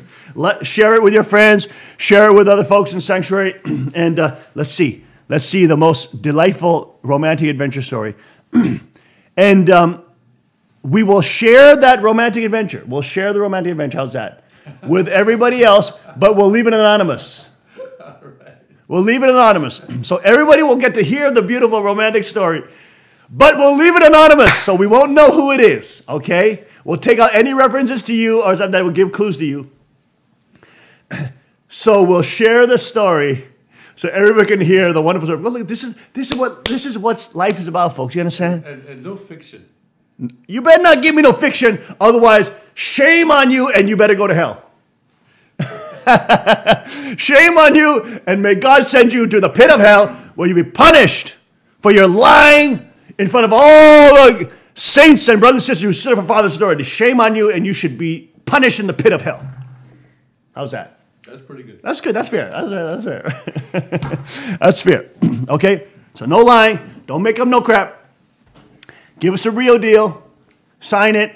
And we'll share the story. But we'll leave out any references to you so nobody will know who you are. We'll keep it very anonymous so that the redacted version. It'll be a redacted version so that we can share the love. You understand? Share the love that our blessed families are being victorious and that there's hope for the future and for civilization and for the kingdom of God and for society. There's hope because the covenant of God is filled with romantic and powerful sexual, absolute sex energy, which will then spread in the universe and build the kingdom of God and build awesome families and build exciting new marriages in each generation, which will then have everybody have desire to protect them, which they will, of course, understand the crown of sovereignty and the rod of iron of protection. All right? All right, folks, there you go. It's released into the atmosphere. Good luck. Good luck on the contest. So there you go. It's now begun. It's now begun. So good luck and happy tidings. Happy tidings. We love to hear the stories. All right, folks. That's enough. That's enough about that. See, God gives a lot of inspiration in the morning, I got to say. God gives it. It's just more fun than jumping into the satanic news, headline news, the depressing satanic peering into the matrix and into the hellhole of Satanism and communism, trying to eat everybody and put them on the world government. Oh, Lord. Okay. We've done a wonderful Rima. We've had a lot of fun in the first hour. Now, we got to get down to the headline news. So let's get to the headline news. Let's see what the devil is doing and how the devil is moving and how the commies and the political Satanists are operating today. Let's go to Tim. Give us a report about that, Tim. It seems so anticlimactic. Who cares? Okay, let's go. No, we gotta fight for civilization. Go ahead. All right. So Starbucks is in trouble because look at the goddess. Remember that talking to the goddess? Look at their fake harpy with her hair over her breast, over her boobs. You know what I'm saying? You got the harpy. You got the evil demoness goddess. And remember, in the original Starbucks logo, her legs were spread eagle. Oh, really? Yeah, show it. Show it. She's like a demon with two legs, and she's basically doing a spread eagle, say, come and bang me. Anyway, okay. It's a demon. Starbucks is trying to recover their reputation after that incident in Philadelphia, I believe it was, with the two African-American customers. And they're training their staff on bias, and too little too late. Chain may be losing its mojo. Look at that. Look at Starbucks while you're on the topic, by the way. Where'd that go? It was right there. Go ahead. Put that up. Put that picture up. Look. Look at the one in the middle. See? Go ahead. Zoom in on that. You see this one in the middle? Look. This is the original Starbucks coffee. And you see those little two things that are coming up around her hands, which they actually covered up. But the original logo, look at that. It is a spread eagle. Spread eagle, devil goddess. Okay, it's a chimera. It's a half fish, half amphibian, whatever, half a reptile or something, and half naked woman. Okay, and look at that picture. See how it's spread eagle? And all they did is move the camera up just a little so that it doesn't have her sexual organ spread illegally in front of you. And it just shows the tips of her legs at the top. So this is interesting that we got this story when we got the Rima about the evil goddesses. That's another reason not to support Starbucks, folks. Don't go to Starbucks. It's crappy coffee. Rod of iron coffee will be so much better, by the way. It's crappy coffee, and it's pagan and demonic. It has a demonic spirit. And of course, you know that by the fact that how they persecute people who have conservative values and who are against forcing homosexual marriage on everybody. Yes. Starbucks said, we don't want your money. If you disagree with our agenda to, force people to marry homosexuals against their religion and will and First Amendment rights, we don't want you in our store. They're pieces of trash, folks. Shame on you if you're going to Starbucks. Shame on you. Don't tell me there's no alternative to buy coffee. Go to a gas station, go to Dunkin' Donuts. Starbucks coffee is at that gas station level anyway. Give me a break. Okay, I'm sorry. Go ahead. All right, let's go to President Trump. On, off, on. The media still hasn't figured out that walking away is a good negotiating tactic. I guess I really think they don't buy used cars. Maybe they just lease their cars, don't actually buy their cars. They don't know how They to buy them negotiate. for more expensive Yeah. because the taxpayer is buying it. Yeah. So anyway, President Trump's walking away from the North Korea summit has succeeded, and North Korea's come back and said, "Oh no, we didn't mean all that. We didn't mean all that. We didn't mean all that. We like you. We like you. We like you." So things are going forward. And looks like President Trump is in the driver's seat for that negotiation. Kim Jong-un looks like a little child, literally, on the worldwide stage. He looks like a buffoon. He's the same age as my son. I know. Yeah. But he's very young. He's exposing himself as an utter buffoon. Yeah. Golly. But it's the whole military complex that's behind him. It's true. It shows you how stupid they are. Yeah. Well, they've been playing this game until now, and until now, Western leaders have always played along. They've been sucking their toes. So James Clapper, remember yesterday, said on, we had an article yesterday where he said on Sunday, CNN, where he said maybe Kim Jong-un has now met his match with this unconventional president, because President Trump is not playing the same game, because he's a good negotiator. Remember, he wrote the book on Art of the Deal. Kim Jong-un didn't write that book. Coca-Cola launches its first alcoholic drink. What? And a medical mystery, Hillary bundles up like Eskimo for Memorial Day parade. The mystery of her dress, in the 90-degree heat. I mean, if it were a trench coat, we'd have to call the FBI because she's a possible mass shooter. But I don't know. She has something on her back. It's kind of a square line, and some people have speculated maybe she has an AR-15 slung over her back. Other people have speculated maybe a back brace. All sorts of speculation going on there.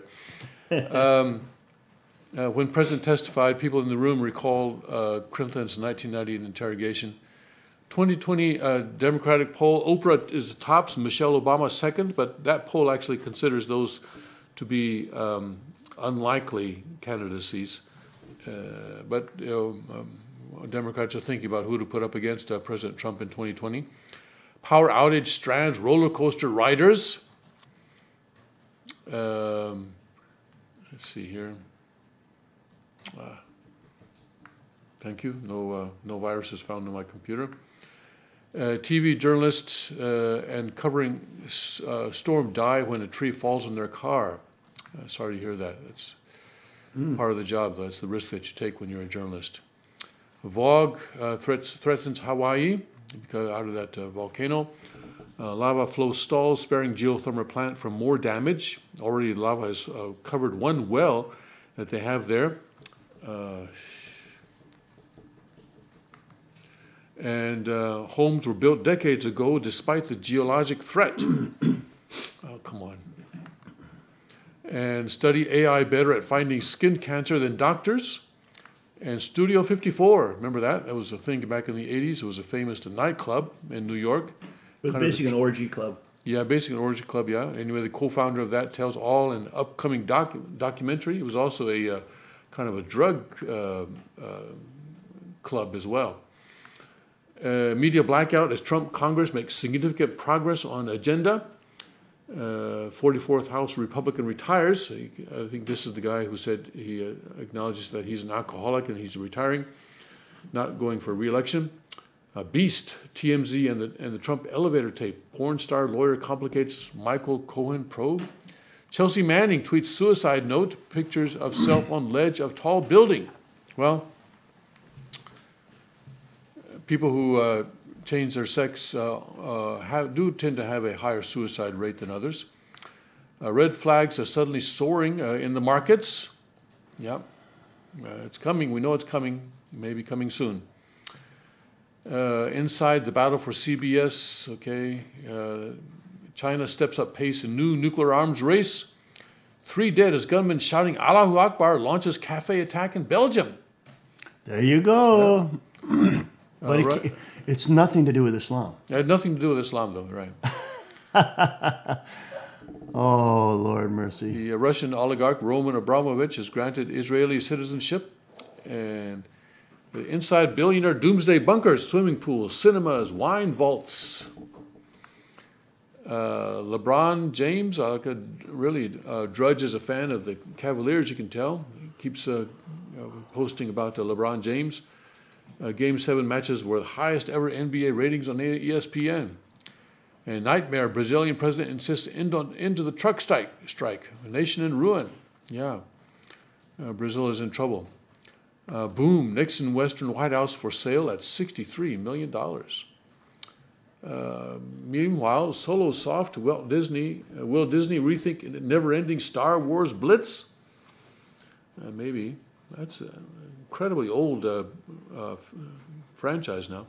Yankees crowd loudly boos Giuliani on his birthday, but for the Yankees crowd, that's the same as cheering, I think. That's basically what they call it, the Brooklyn cheer.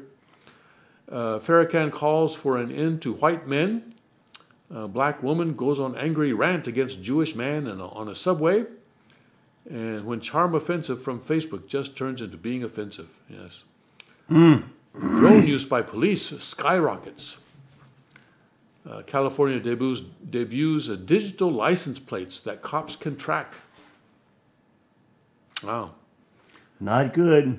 Pope Francis faces pushback from church conservatives. It's a heretic in the Vatican. Maybe a heretic and a destroyer, yeah. Dolphin happiness measured by scientists looks forward most to interacting with familiar human. And LA stories, robber holding up restaurant shot by customer at drive-thru. That would be a pretty good shot. If you're sitting at the drive-thru and you're able to shoot through the window at someone holding up the restaurant inside. Wow. That would be a pretty good shot. Amazing. That's great. I hope there's a video on that. That is amazing. Blood test negative on woman who accused director Luc Besson of rape.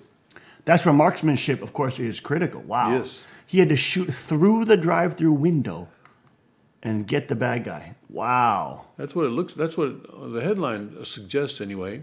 That is amazing. Shall we try to get that? Yes, you got it up right now. Yeah. An armed man who tried to rob an Orange County fast food restaurant early Saturday morning is recovering after he was. Here, zoom in on that a little bit so we can see. The one shot. Okay, let me bring that up to 150%. Okay. Police said the attempted robbery happened. Oh, there is a video. Look at that. Look at that. Look at that. Well, it's probably the reporter. Let's see. Rob a Santa in a restaurant. Can you hear it? Place inside the Cozy Diner Drive-In. No, I can. Okay. Harbor Boulevard and West 5th Street. CBS 2's Lori Perez has incredible video of the robbery. Oh, video. Oh, wow. Let's see it. The Cozy Corners security cameras were rolling at 12:43 Saturday morning as police say there's the robber. Man entered the Santa Ana restaurant with a black revolver and demanded money. A black revolver. Watch as he throws a bag at one of the workers and, hands shaking, she fills it with cash from the register. We've slowed it down and highlighted what happened next. As he grabs and takes the bag, shots fired. You can see the explosion of a bullet hitting a cup at the drink machine. He turns, and then we see him go down to the ground as at least one bullet appears to hit him in the back. 3 bullets. Cook Daniel Acevedo says he heard at least 3 shots. You can see where detectives have marked 2 of them, and Acevedo says they came from a car that was at the drive-thru window. Security camera shows him and other workers. Where's the drive-thru window? Is it this side? It's on that side. The man and 2 women had pulled up and ordered food at the same time the suspected robber was inside, and he doesn't think they were together. Best case, he says maybe the car wanted to help after seeing what was happening through the drive-thru window. It doesn't explain why police say the shooter's car, seen here, took off on Harbor Boulevard. Police responded and found the suspected robber across the street, shot twice in the upper body and bleeding. He was taken to the hospital. Police said they also took a woman he was with into custody. This is another one of the bullet holes that police have marked. They are looking for the shooter. They say that the suspected robber had surgery and is now in stable condition, and they add he might be connected to other robberies in the area. in Santa Ana. I'm Lori Parrott. Surprise, surprise, because it's a disarmed California. So, yeah, but it's so we don't know who was the I don't know if it's a Good Samaritan here. Anyway, doesn't look like we know, but there's video. You saw it. Yeah, well, yeah. That's another active someone with a very good video right there. Whoever it was, that certainly had a good aim. He hit him twice. Wow. That certainly had good aim. Yeah. Golly, man, what a great shot. I don't know if there's a rival gang. I don't know. That's weird, wouldn't it? Yeah. It would be weird to be a rival gang there. Okay, go ahead. Okay. Anyway, yeah. So that's anyway. Great shot. Whoever did it. Yeah. All right, that's the headlines on the Drudge. All right, folks, now, there's something I want to show you all. This is, of course, we haven't heard from David Wood from a long time, but he's been quite active on YouTube, on apologetics, Acts 17 apologetics. And they have been producing a whole new series here. Put up the screen here. They've been producing a whole new screen called Islamicize Me. Of course, as you know, David Wood is one of the top Christian apologist that exposes Islam, and so he's done debates, etc. But he has a group of younger people, who are comedians. They're funny. So what they've done is they've done skits about wacky things about Islamic belief that they expose in a funny skit way, with skits. Okay, and so let's take a look at one of these. Let's take a look at this. Let's take a look at the Urine Luck. This is day 8 of their Islamicize Me, day 8 Urine Luck program. Let's take a look. Oh, hold on, no. Let's try that again.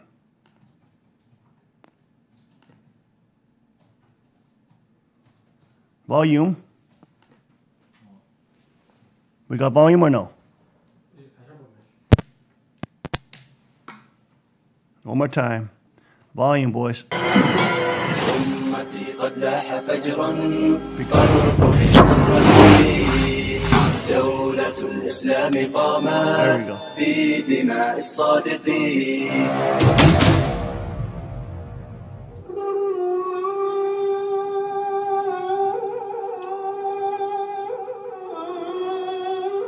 Now they're playing guys who just became Muslim. Prayer time! Wake up! Wake up! Wake up! Get up!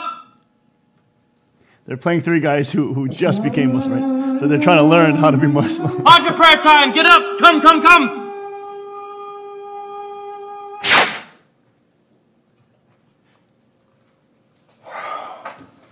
Still sick? Jamal! Wake up, man! I'm worried about these guys, man.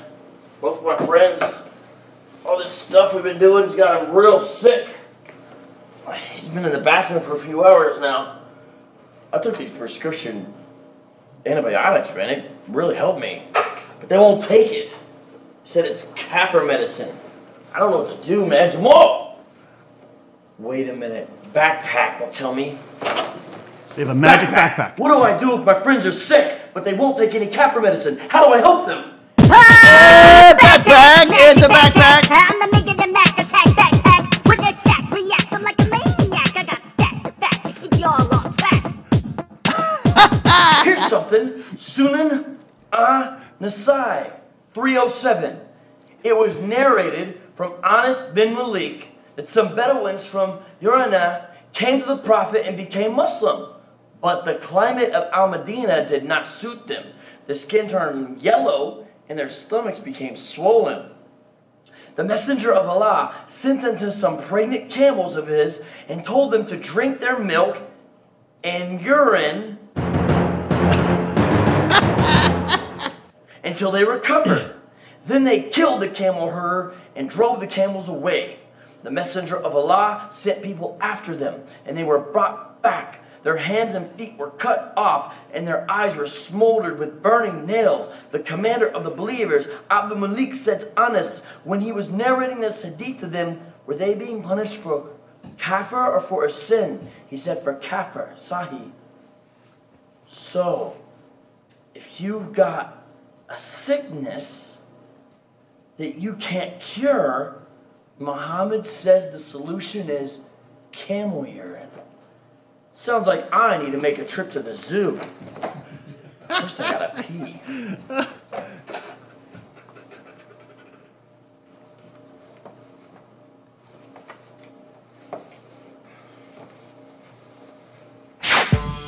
he has to sit because in the Quran it says Muslim men have to squat while peeing. So that's why he was sitting. He was starting to sit.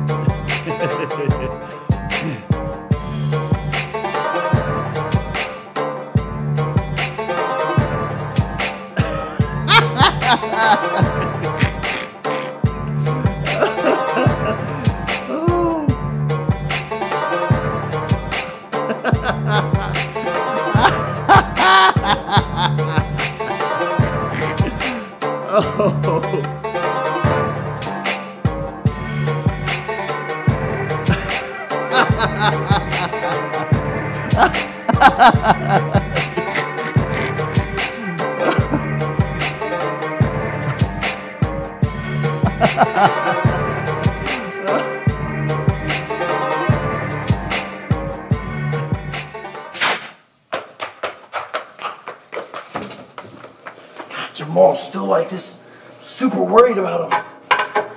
Good thing I went to the zoo though, I got just what Muhammad ordered. I got just what he prescribed. This camel urine will do the trick every time. Okay. Nice and slow. Easy. I feel like it's doing the trick already. This is great. Okay.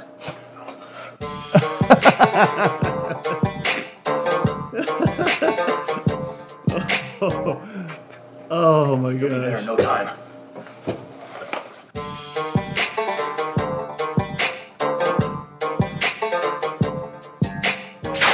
Whew. Feeling better. Hey guys, it's Giovanni here, and I'm still taking precautions. You know, even though I'm feeling better, you know, you can never be too sure. I used to be sort of a germaphobe before I became a Muslim, and you know, I'm learning a lot about germ theory from Muhammad that I never knew before. So I got to take that into account. So I don't know if this is something I should wear, shouldn't wear.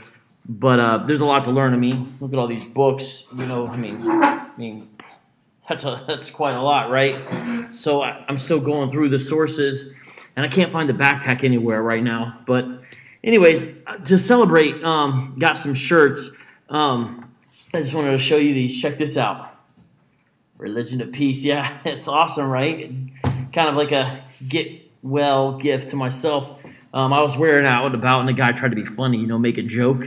He's like, oh, religion of peace? It's more like the religion of the peace. Man, I almost popped the dude in his mouth for implying that Islam was violent, you know?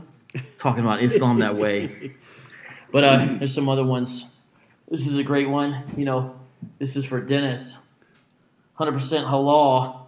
He's going to love rocking that. He's recovering right now, but I'm pretty much sure he's almost better. You know, even though they stole the dates out of his stomach and stuff, you know, we snuck him some new ones, and I'm pretty sure he's gonna be okay. He's gonna do fine. Got this for Jamal here. Check this out. I submit. That's a really cool one. But you know, I kind of got a confession to make. When I gave Jamal the camel pee, I put some extra stuff in it.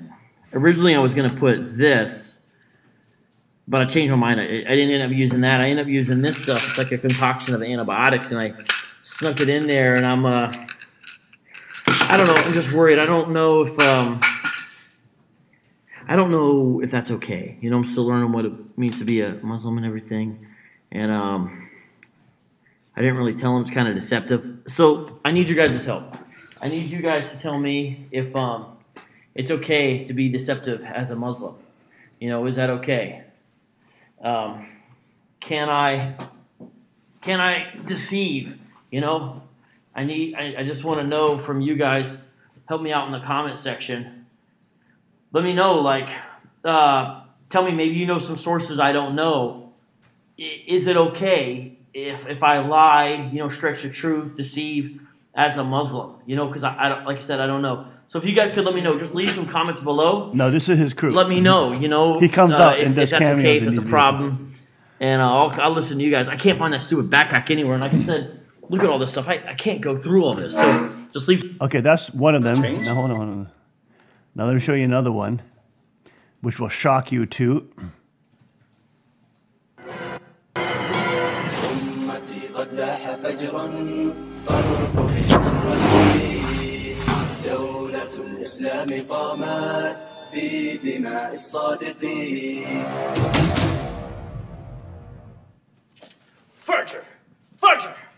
Fudger prayer, go!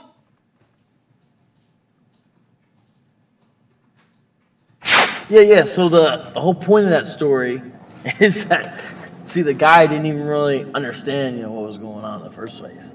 So that's terribly interesting, man. I'm thirsty. You guys thirsty? No. You thirsty? Go get some muta. No, I'm serious, man. Oh my goodness, cry me a river, dude. No, can we stop at a 7-Eleven or something? Actually, I'm thirsty too, man. Are you guys well, look, guys, first of all, you don't even know what we're supposed to be drinking yet as Muslims. We haven't been Muslims that long. There's so many sources telling us what to do. You don't even know what we're supposed to do, guys. So, I mean, you don't know if you're supposed to be drinking at 7-Eleven. You're supposed to be drinking what, Slurpees? Big gulps? Big gulps? You don't even know what you're supposed to be doing as freaking Muslims. You need to read it first. You need to read first. Consult the backpack. I got it right We here. can consult the backpack. I'll pull over here. Okay. Right beside this lake. All right. Backpack, magic backpack. I'm the make of the Mac attack backpack. With this sack, reacts, I'm like a maniac. I got stats and facts to keep you all on track. All right, we got a couple of sources from the backpack. We have Jami at Termidhi, number 66. Abu Sa'id al-Khudri narrated, it was said, O Allah's messenger, shall we use the water of Buddha well, so this is some well, the Buddha well to perform ablution while it is a well in which menstruation rags, flesh of dogs, and the putrid are dumped? Allah's messenger said, indeed, water is pure, nothing makes it impure. So Muhammad himself said that water is not made impure by anything. So even if you have dead animals thrown into it, used menstrual cloths, water is still pure. We need to pay attention to that as Muslims. All right, and we got another one. Sunan Ibn Majah, number 520. It was narrated that Jabir bin Abdullah said, we came to a pond in which there was a carcass of a donkey. So we refrained from using the water until the messenger of Allah came to us and said, water is not made impure by anything. Then we drank from it and gave it to our animals to drink, and we carried some with us. So, I mean, think about that, right? They're worried about the water because it's got a dead animal, a dead donkey floating in it. And Muhammad, he gives them the knowledge that water is not made impure by anything, and then they start drinking the water. So you guys need to understand, whatever you've been taught in school, it doesn't apply. Even if you find dead animals in water, it's still pure and still good to drink according to the Prophet himself. So we've got water right here. If you're thirsty, go get some. There is no 7-Eleven. Okay. All right. All right. I'll be back. Muhammad says so. Don't be taking forever. Okay. All right. You stay here.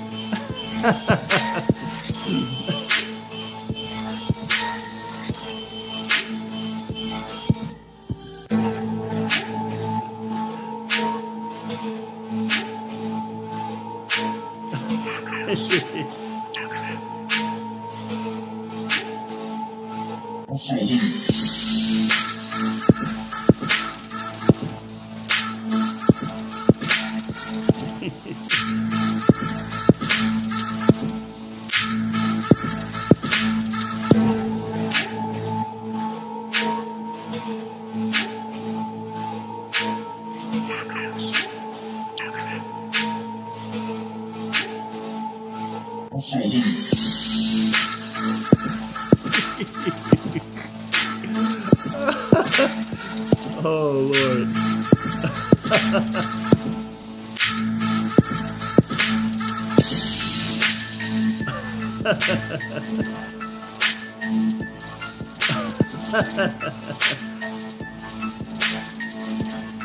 Modern science is wrong, Muhammad was right. Woo!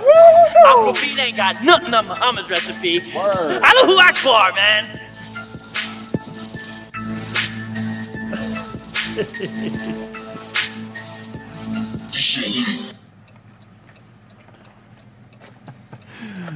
Oh, Lord.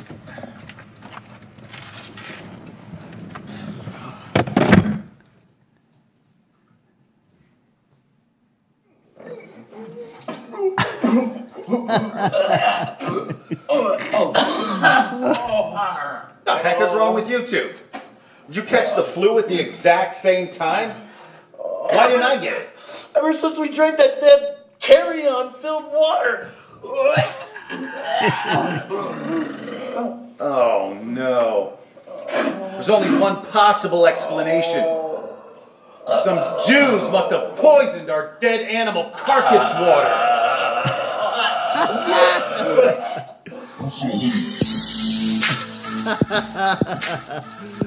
Oh my goodness. So they're making it really accessible in a comedic fashion, a satirical fashion.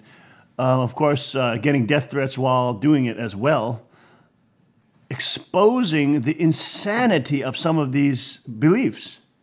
Now, these are things that they show the actual verse, they show the words from, and of course they make a whole skit about it.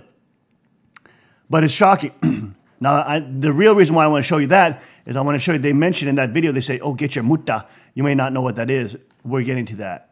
Let's take a look at this one. قد لاح فجرا فالروح بالنصر دولة الإسلام قامت بدماء الصادقين. Roll. Look at all these bills, man. We are broke. This is crazy. Look at health, hair care, and the shaving products, and all the doctor visits, and going to the zoo, and I had to buy that expensive suit so I could look like a black Muslim, and I was wrong. yeah, here's one for a dress.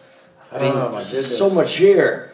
We're having some serious cash flow problems, guys. Yeah, Following Muhammad's teachings is really getting us into debt. costly. It seems like we must not be following something right here. Yeah, something's off. What are we going to do? Next back. Backpack. According to the example set by the Prophet Muhammad, how should we be earning money? There is no mix-up. The prophet can't fix up. أمتي قد لاح فجرا. Once again, Allah has blessed us with the answer. This is the life of Muhammad, Sirat Rasul Allah.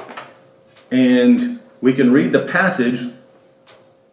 Actually, I don't think we can read the passage. It starts on page 281, and then 282, 283, 284, 285, 286, 287, 288, 289. What's it say? What's it say? It's all about Muhammad launching raids against caravans, trying to rob people. So Muhammad himself, the perfect example for mankind, the one that all Muslims are required to follow, supported his religion through robbery. What does this mean for us? My next door neighbor. Let's pay him a visit. You know what I mean? Well, we could go up and knock on his door. He's a Christian. He'll probably just let us in. But he's not going to trust us because we're Muslims. Well, I got an idea. I'll knock on his door, but I'll take off my kufi. That'll do it.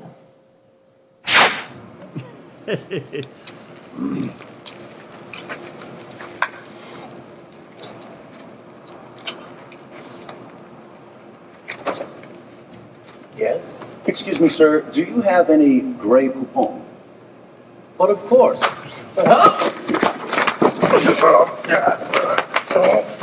Don't fight it. Don't fight it. Don't fight it. Don't fight it. Don't fight it. Don't fight it. Don't fight. Don't fight. Don't fight.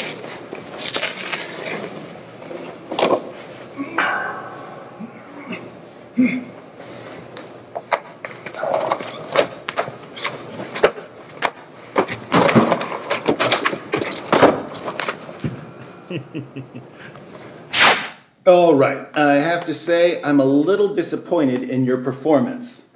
My task was performed perfectly. I choked a dude out. You guys had one job, get the most valuable stuff. Well, and what do you come up with? You didn't get any Grey Poupon, so wasn't that great? What did you come up with? We have, oh great, a broom. From my Christian neighbor, we stole this broom, which will come in very handy because all those broken pitchers are still all over the house with the glass and everything else and ashes and stuff. So I think Jamal made a good choice by getting the broom. Well, that can come in handy. It's not gonna solve our bill problem. And what do we have next? Oh, look, a 40-year-old television. We can really pawn this for 2 cents. Well, it's probably more like 20 years old, but I didn't get it for the TV. I knew it was broken. It's the VHS tape. There's a VHS tape inside that TV, man. It could be anything. Okay, and we have, of course, a snow globe. That's real good. Well, so that was Jamal, but I think it was a good idea because there's little baby Jesus in here. And according to the Quran, he speaks from the cradle. Wind it up and see if it talks. Wait, is that Mary, the third person of the Trinity according to Christianity? Yes. Oh, Lord mercy. Oh my goodness. It's only music. Hey, listen. You got nothing but garbage. There's nothing here that we could even get $1 for. And you guys get, oh look, a broken clock. This is beautiful. Is this a decoration? Because it doesn't work. Well, it's going to be right twice a day, first of all. So it has plenty of value. Maybe we set it for prayer time. I can even hear the parts rattling around. There's something in there, man. Yeah, parts of a clock. It's broken. I don't think it's parts of a clock. Think it's change? It's taped up. Let's cut this off.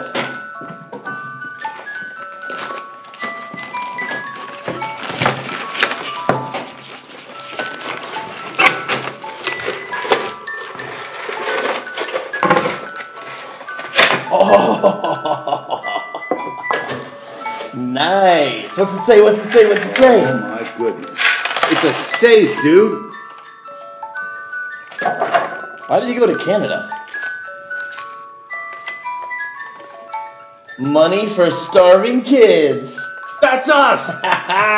Praise Allah. Yeah. Our bills are paid. Takbir. Allahu Akbar. Takbir. Allahu Akbar. Oh my gosh.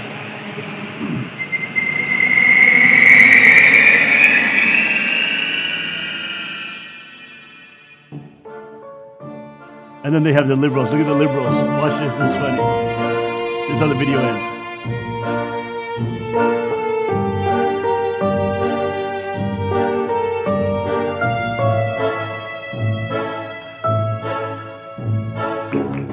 The liberals who love Sharia law. White liberals. Oh my gosh. And then, of course, this is what they talk about, the mutta. And I've talked about this many times, but look at this. They show the verse. Look at this one.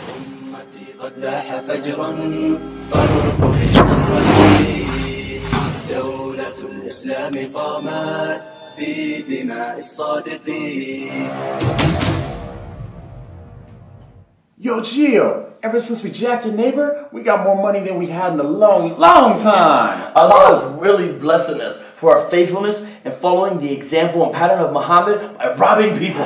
But we gotta be faithful, so we're gonna have to spend this money the Islamic way. Yeah, let's find out what that is. Backpack! What's the most fun Islamic way we can spend this money that we robbed from my neighbor?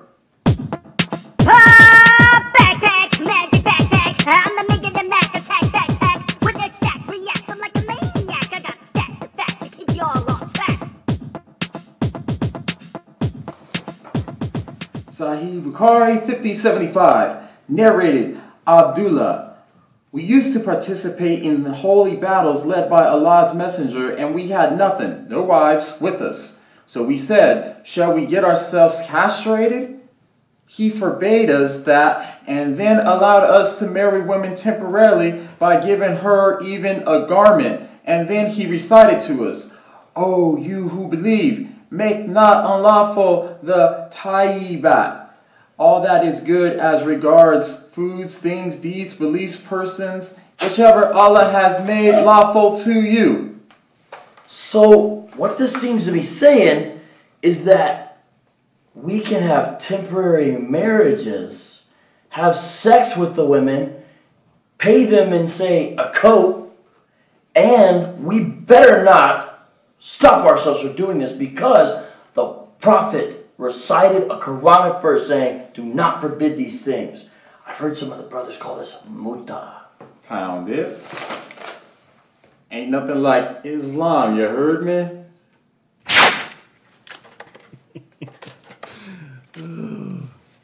This is the big secret in Islam. Yeah, Mr. Hodella? Oh, no.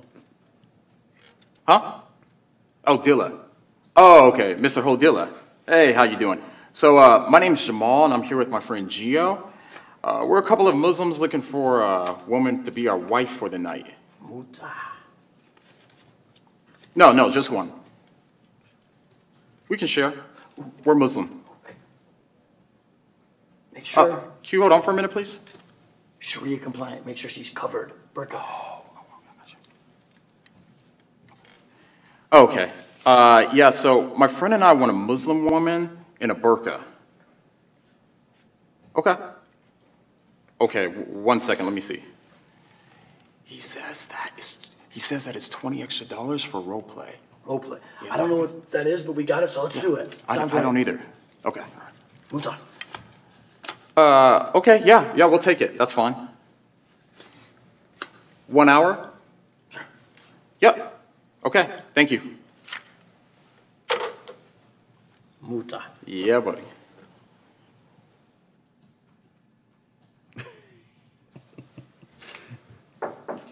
Oh, she's here. Did you finish the contract? Yeah. I'm a muta. Oh, you got it?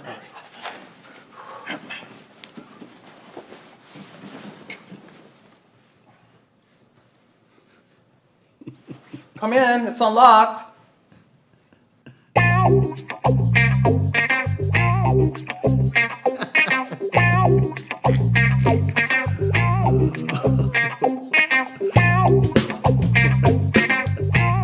So now what? What do we do? I don't know. Tell her we want to see some skin. Okay. Hi. Could you show us some skin, please?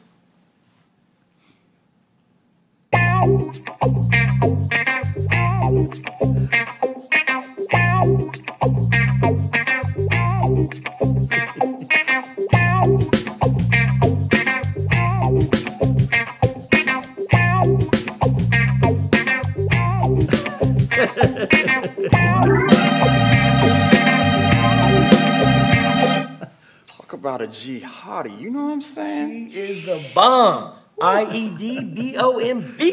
Yo, how are we gonna decide who goes first? I don't know, just ask her. Should we just have her flip a coin? Sure. I don't know, just ask her. So, ma'am, if you had to choose between two flavors of ice cream, would you choose chocolate or vanilla?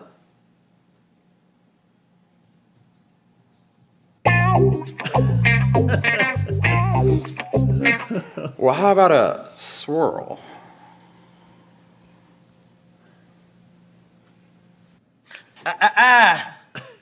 Muta contract first.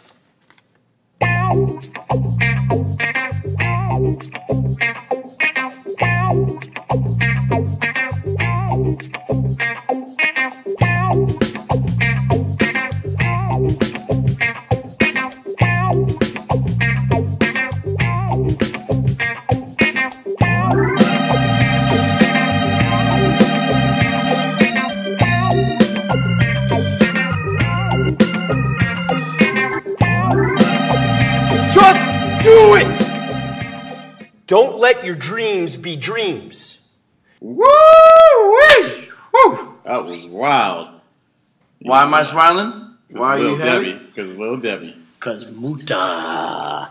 So, Muta, temporary marriage, allowable. In fact, Muhammad said, don't forbid it from yourself. Don't be castrating yourself. Gotta get that Muta, even reciting a Quranic verse. Gotta get that Muta. Man, that example he set. Got the Muta and the Luta. Yeah, I mean, we robbed my Christian neighbor, so that's how we got the money. And then we got the hoe and the hodilla. And then we got the honey. I mean, he provided the money. And the honey. You know what I'm saying? 99 problems. You know what I'm saying?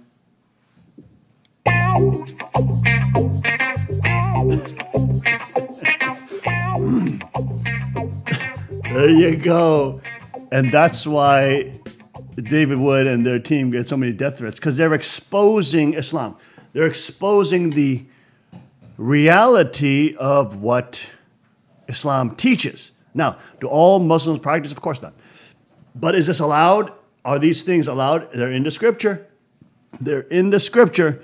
So again, shocking things, but David Wood and his team producing comedic, satirical videos based on the Muslim sources themselves to expose Islam further, and they're doing a tremendous job at it. What can I say? We'll take a short break after this. We'll be right back. Stay with us.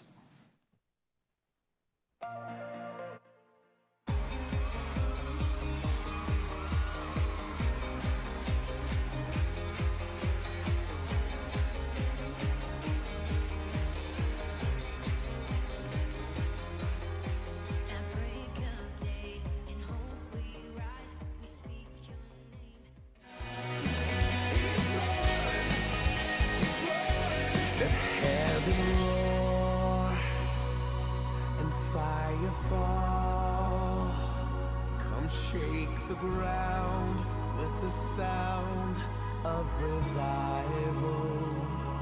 Let heaven roar and fire fall. Come shake the ground with the sound of revival. Let heaven roar and fire fall. Come shake the ground with the sound of revival.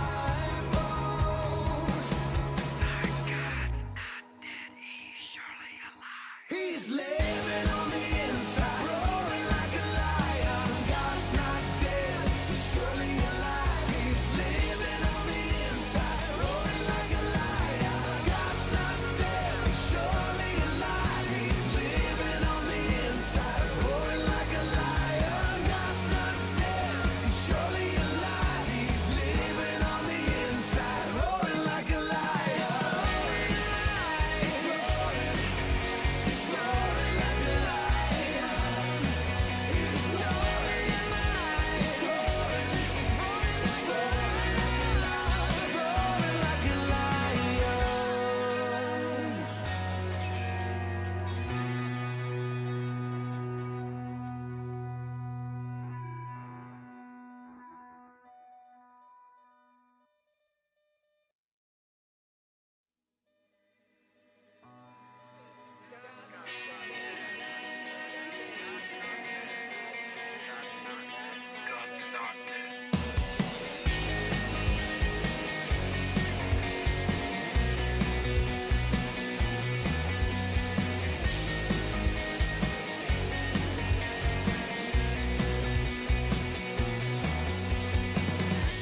Let love explode and bring the dead to life. A love so bold to see a revolution somehow.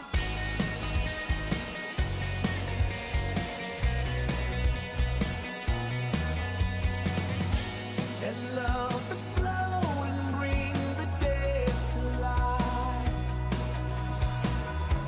A love so bold to bring a revolution somehow. No, I'm lost in your freedom.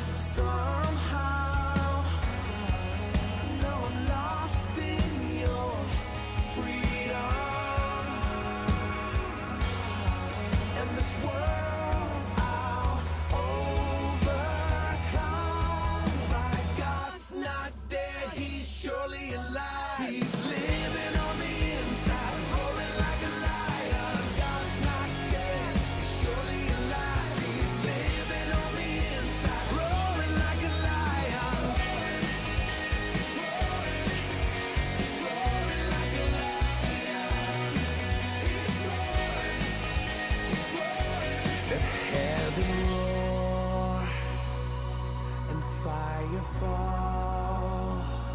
Come shake the ground with the sound of revival. Let heaven roar and fire fall. Come shake the ground with the sound of revival. Let heaven roar and fire fall. Come shake the ground with the sound of revival. Our God's not dead, he's surely alive. He's living on the inside, roaring like a lion. God's not dead, he's surely alive. He's living on the inside, roaring like a lion. God's not dead, he's surely alive. He's living on the inside, roaring like a lion. God's not dead, he's surely alive. He's living on the inside, roaring like a lion. He's roaring, he's roaring like a lion. He's roaring, he's roaring, he's roaring, he's roaring like a lion.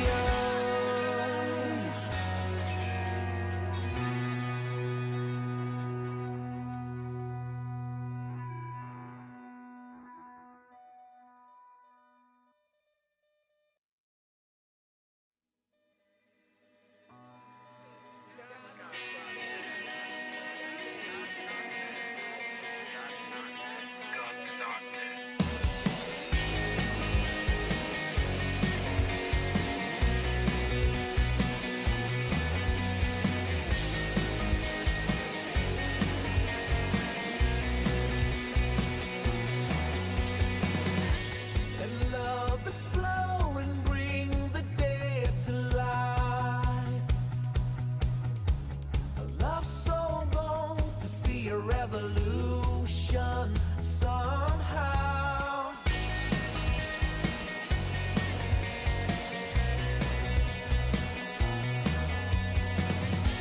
Let love explode and bring the dead to life.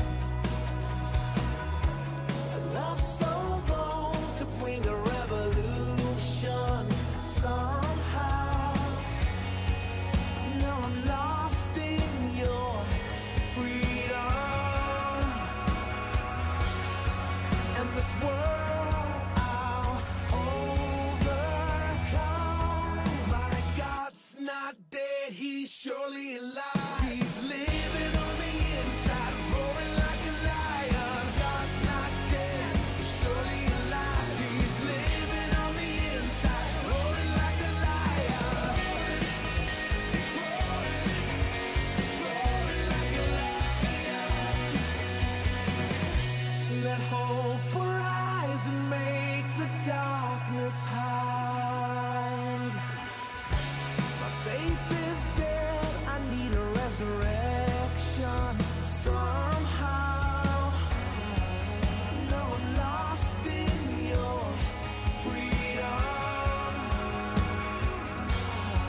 and this world I'll overcome. My God's not dead, he's surely alive. He's living on the inside, roaring like a lion. God's not dead, he's surely alive. Assault weapons. They specifically said they want the local people showing up with assault weapons. It's scary. It only takes one crazy person. It's something I would consider keeping my child home, and it's scary. I don't need a freaking assault weapon to defend myself. Only thing they're good for is killing. And you want to bless it? Shame on you. The Sanctuary Church is expecting hundreds of people next Wednesday morning, many of them with assault rifles. Moon is the son of the late Sun Myung-moon, who founded the controversial Unification Church that drew national attention in the 70s and 80s. I don't want all this chaos. A weapon of war?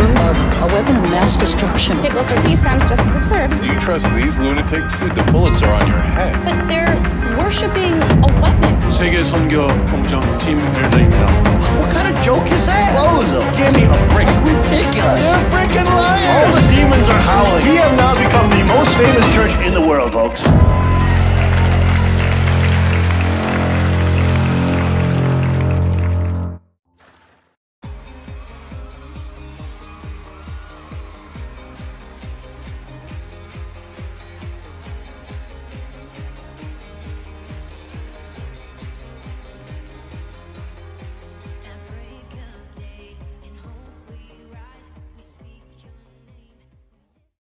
And we are back. Welcome back to the King's Report. It is Tuesday, May 29th, 2018. Let's now go to Tim, the Agent Elder, for a very important report about yesterday's A&E program. Tim.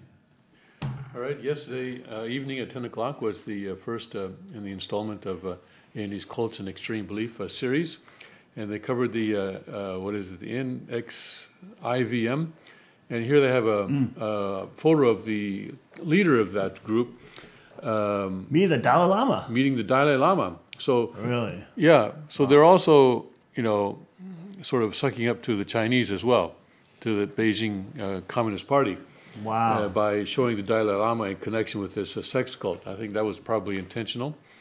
But it says Elizabeth Vargas examines NXIVM, an organization that sells self-help seminars that they claim give people the tools they need to get their lives together and allow them to make a difference in the world. However, the group led by Keith Raniere, referred to by followers as Vanguard, stands accused of drawing supporters down a path of destruction that includes near starvation diets, sexual assault, forced branding, pseudo-slavery, and blackmail, luring in many high-profile Hollywood actresses to evangelize for his cause.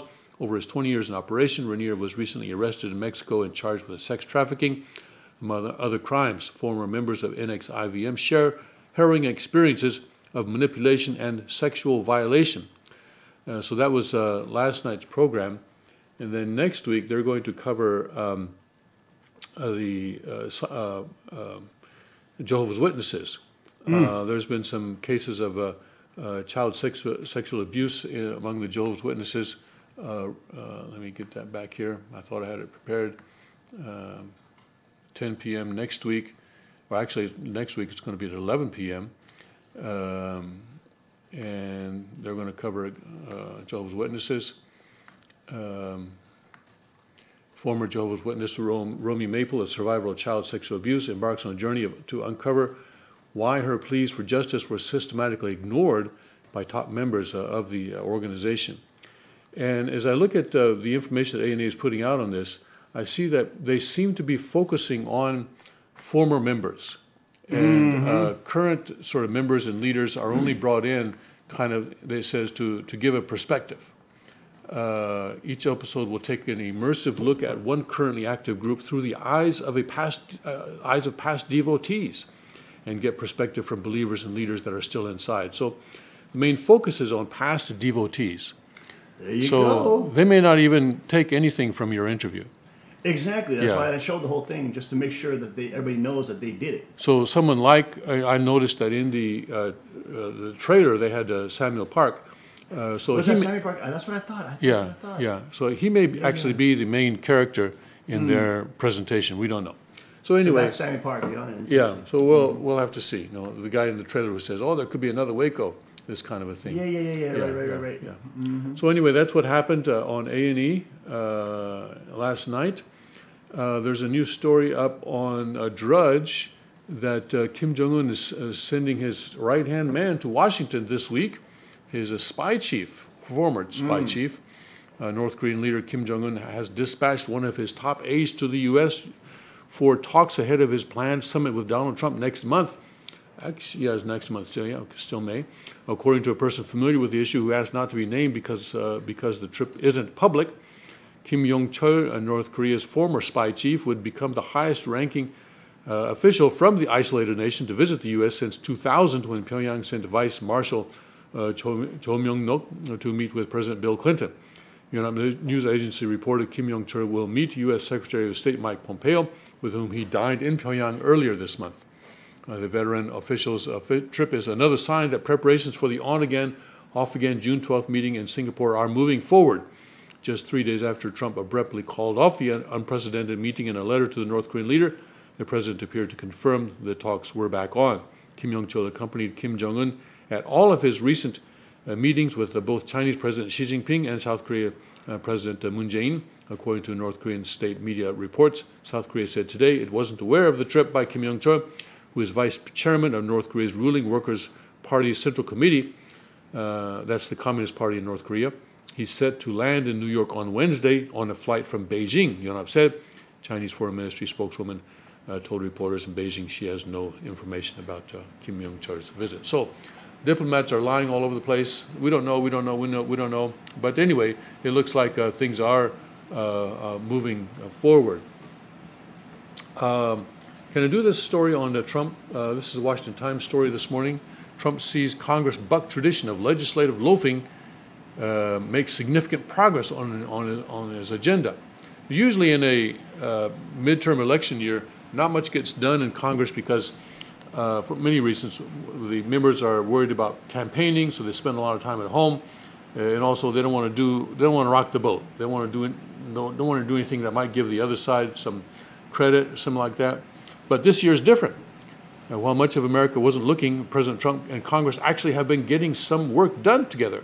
Congress passed 3 significant bills before the Memorial Day recess that Mr. Trump has signed or will sign into law in coming weeks, including a partial rollback of the 2010 Dodd-Frank financial industry regulations, a move that supporters, including many Democrats, say will spur lending by small banks in small towns nationwide. As he signed a regulation-cutting measure late last week, the president said lawmakers are bucking the tradition of legislative loafing in a midterm election year. For a Congress that they say, won't be doing much because we have an election coming up, I think we're doing an awful lot, Mr. Trump said. I think we're doing more than any Congress in a long time. Andrew Bush, a political scientist at Claremont McKenna College in California, agreed that there has been a flurry of legislative activity recently, including the Dodd-Frank overhaul legislation to reform Veterans Affairs Services and a right to try measure allowing terminal patients access to drugs that haven't received final approval from the Food and Drug Administration. Uh-oh. So, yeah. Uh-oh. Yeah, but the media is not talking about that, isn't it? Probably the pharmaceutical sponsors are not interested in that. As a general rule, it's often more difficult to pass bills in election years, midterm or presidential, because both sides are afraid of letting the other side gain good publicity, Mr. Bush said. However, it really depends on the balance of power in Congress, how each party perceives its electoral interests, and the nature of the issue. Yeah, so stuff is getting done in Congress, but the media is not covering it for various reasons. Let's see. I have a kind of a, let's look at this. Louisiana televangelist seeks donations for $54 million private jet, report. A Louisiana-based televangelist is asking his followers to donate money for a $54 million jet that can go anywhere in the world in one stop, the Times-Picayune reported. Jesse Duplantis, a Christian minister based in about 25 miles east of New Orleans, says his ministry has paid cash for 3 private jets. I've owned 3 different jets in my life and used them and just burning them up for the Lord, Duplantis said in a video posted on his ministry's website. Duplantis is now reportedly seeking the funds for a Dassault Falcon 7X worth $54 million. The problem with the previous jets, he says, is that they require multiple stops to refuel. But flying the Falcon 7X, Duplantis said, will allow him to save money and not pay those exorbitant prices with jet fuel all over the world. And he says, I really believe that if Jesus was physically on earth today, he wouldn't be riding a donkey. He'd be in an airplane preaching the gospel all over the world. That's true. Jesus wouldn't be anti-technology. That's true. And the Japanese members did donate a jet to Father, which unfortunately was taken away from him by the Kwok group, by the Kwok group. Mm-hmm. Before his passing, he called. He said, "Okay, I want the jet," and they said, "No, you can't have it." But yeah, Father was. For a while anyway, was flying in that airplane around the world. That did require some stops, I think. Duplantis' video comes after another televangelist, Kenneth Copeland in Texas, purchased the Gulfstream V jet for $36 million. Both televangelists defended their use of private jets during a joint appearance on Copeland's program, saying that commercial airlines filled with a bunch of demons that get in the way of their busy schedule, which is probably true. But the reason I brought this up is, I really feel sorry that all we can afford for the king is a Jeep. No, well, to be fair, that Jeep was donated by Kukjinim. Yes. Okay, and so it's not coming from the regular brothers and sisters. Yes. So it is donated by Kukjinim. But, you know. I'm sorry that we cannot donate a $54 million jet Oh, to Lord. All right. Dassault Falcon 7X. I don't need a Dassault Falcon X. Okay. Now look at this story. Leftists blame Trump for 2014 photos of caged illegals under the Obama administration. Look at this, folks. Trump haters quickly backpedal following Obama-era photo confusion. Look at this. This is the first glimpse of immigrant children at a holding facility under Obama. Liberals shared a photo over the weekend of illegal immigrant children sleeping inside a detention factory. There they are, facility. Evidence they claimed of President Trump's cruel separation of families. The problem was the photo was taken during President Obama's reign, amid the immigrant influx that dominated a majority of his second term. Following a USA Today report claiming 1,475 migrant children were lost by the federal government, numerous leftists, including journalists, tweeted out the picture claiming it showed the first photos of separated migrant children. Black Lives Matter leader Shaun King was amongst the first to be fooled by the 2014 photo, even tweeting a link that contained 2014 in the URL. I saw this photo floating around and didn't know if it was real. It is. Children of immigrants are being held in cages like dogs at ICE detention centers, sleeping on the floor. It's an abomination. Sorry, it was under Obama that they were. Qasim Rashid, the U.S. government is holding migrant children in small cages like they're animals, just as 45 describes them. This is horrific. It's inhumane. This cannot stand.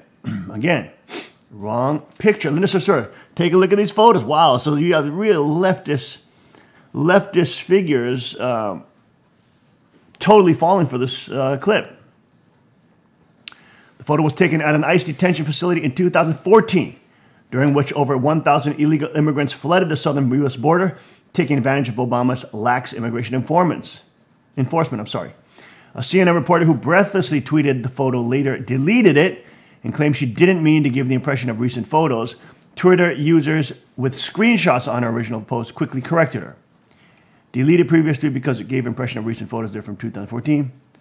Hottest gold, etc. No, you did not give the impression. You flat out said it. Hottest gold, take a picture of her. First photos of separated migrant children at holding facility. So they exposed her for being the liar that she is. The photo was also shared and deleted by former Obama administration official Jon Favreau, who wrote speeches for the ex-president. Jon Favreau says, look at these pictures. This is happening right now, and the only debate that matters is how we force our government to get these kids back to their families as fast as humanly possible. This happened under the Obama administration. New York Times Magazine editor-in-chief Jake Silverstein also tweeted the photo, only to later delete and blame his family for the error. Correction, this link, which was going around this morning, is from 2014. Still disturbing, of course, but only indirectly related to the current situation. My bad, and a good reminder not to retweet things while distracted with family on the weekend. Here's an illustration of the globalist PC police with the Muslim pedophiles, rapists, and murderers taking Tommy Robinson to jail. President Trump addressed the issue of separating immigrant children with their families in a tweet over the weekend, saying Democrats should work to bring an end to the horrible law, put pressure on the Democrats to end the horrible law that separates children from their parents once they cross the border into the U.S. Catch and release. Lottery and chain must also go with it, and we must continue building the wall. Democrats are protecting MS-13 thugs.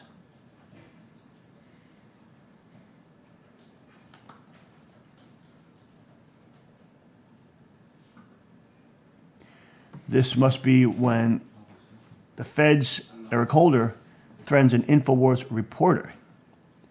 But it's quite a long broadcast here. It's quite a long thing. Anyways, okay, let's not play that. But you can see how the leftists just went on a feverish retweet binge to claim that this was President Trump. But again, they got caught. And of course, they won't criticize Obama. They will not criticize Obama. They're in a cult. They're completely in a religion of state-run Obama gods.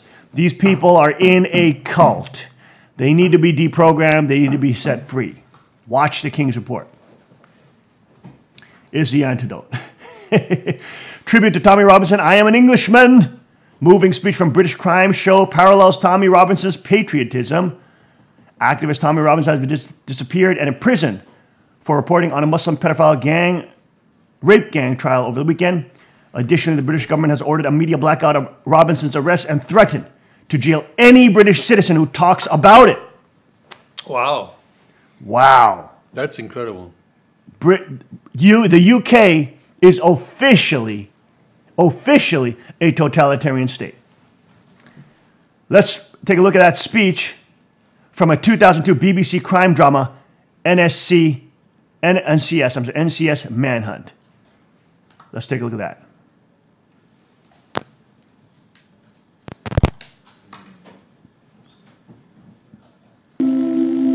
I'm from Bermondsey, South East London. William. My father was called... I'm an Englishman. I'm from Bermondsey, South East London. My father was called George. He was also from Bermondsey. His father, another Bermondsey man, was called George too. And his father, my great-grandfather, is from the same place. He was called Edward. These 3 generations of my family were in the fish trade. I'm the first member of my family not to work at the market in Billingsgate. My great-grandfather had 11 brothers and sisters. They all married, except one. They had 43 children. Of these, 37 married. And between them, they had a further 159 children. One of those was my father. I don't know exactly how many of his generation married or exactly how many children they produced. I've so far tracked over 200 of them. Many still live in Bermondsey. Some are still in the fish trade. There are 7 called George and 5 called Victoria. I stand here in front of you as a representative of all of them. And I ask in their name the great question put by our patron, Mr. Power. What do they know of England, who only England know? Or, what can my family, who come from England, who lived in England, who know only England, say of this, our country? Mr. Power once spoke of the destruction of ancient Athens and the miraculous survival in the blackened ruins of that city of the sacred olive tree, the symbol of Greece, their country. And he also spoke of us, the English, at the heart of a vanished empire, seeming to find within ourselves, like one of our own oak trees, the sap rising from our ancient roots. And he said, perhaps after all, we, who have inhabited this island fortress for an unbroken 1,000 years, brought up, as he said, within the sound of English birdsong, under the English oak, in the English meadow, beneath the red cross of St. George, it is us who know most of England. And I appreciated him for saying that, because it was as if he spoke for my family, who understand well their own country, who understand even better their own capital, London town, as we used to call her. As we strolled in her parks, as we marveled at her palaces, as we did business in the city, went west for a dance, to motorable boat on the river. The pale ale and eel pie of old London. The London of my family, for as many generations as I know. The London that within 15 years will be less than 50% white. London where in 15 years, a white person will be in the minority.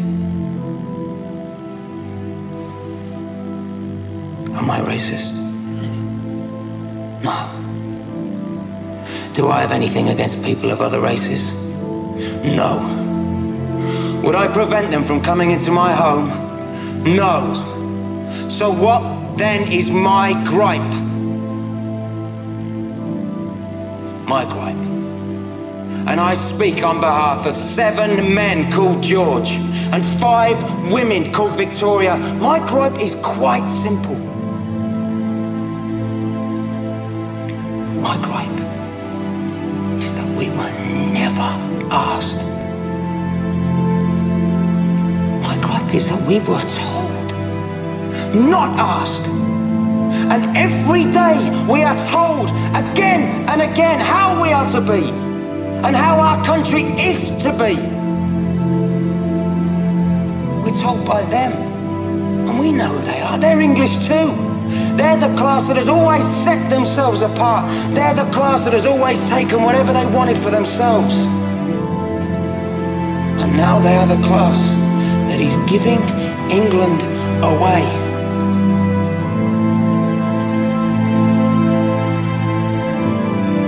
They have never asked us, and they never will. Do we allow them to sell our heritage? Or is it time for us to speak? To speak. To refuse them the right to give away our holy, our bountiful, our only England that has nurtured us naked, grown us as the oak. Is it time for us that England know to come yet again and defend our country with our fire, our fists?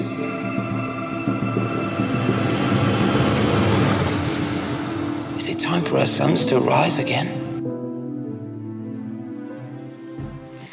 And there you go. But of course, they are disarmed.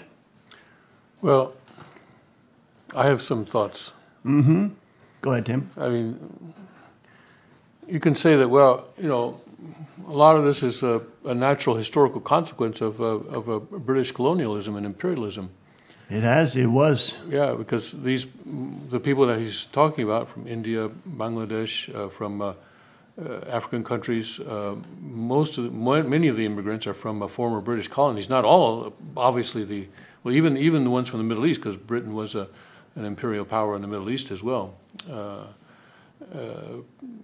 And Britain didn't exactly ask if they could go there. Exactly. But, you know, part of the solution for this kind of thing, I believe, is intercultural and international, interracial exchange marriage.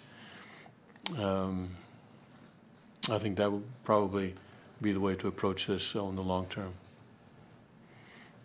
Well, it is seriously a problem there in the UK. And of course, its culture is now being under tremendous chaos and upheaval, and it's struggling to find its own future. As of course, they imprison one of the key figures that are standing up to expose the civilizational difference of Islam, and of course, reporting on Muslim pedophile rape gangs. Tommy Robinson is now in jail, and the English government is threatening anybody who speaks about it with punishment. Yeah, and the guilt, I think, is probably not necessary, though. I mean, one of the reasons the British establishment is so sensitive about this, I think, is that, or at least they use the guilt. I don't know if they themselves feel the guilt, but they use the guilt about the past imperialism to silence people. That's wrong. That's wrong.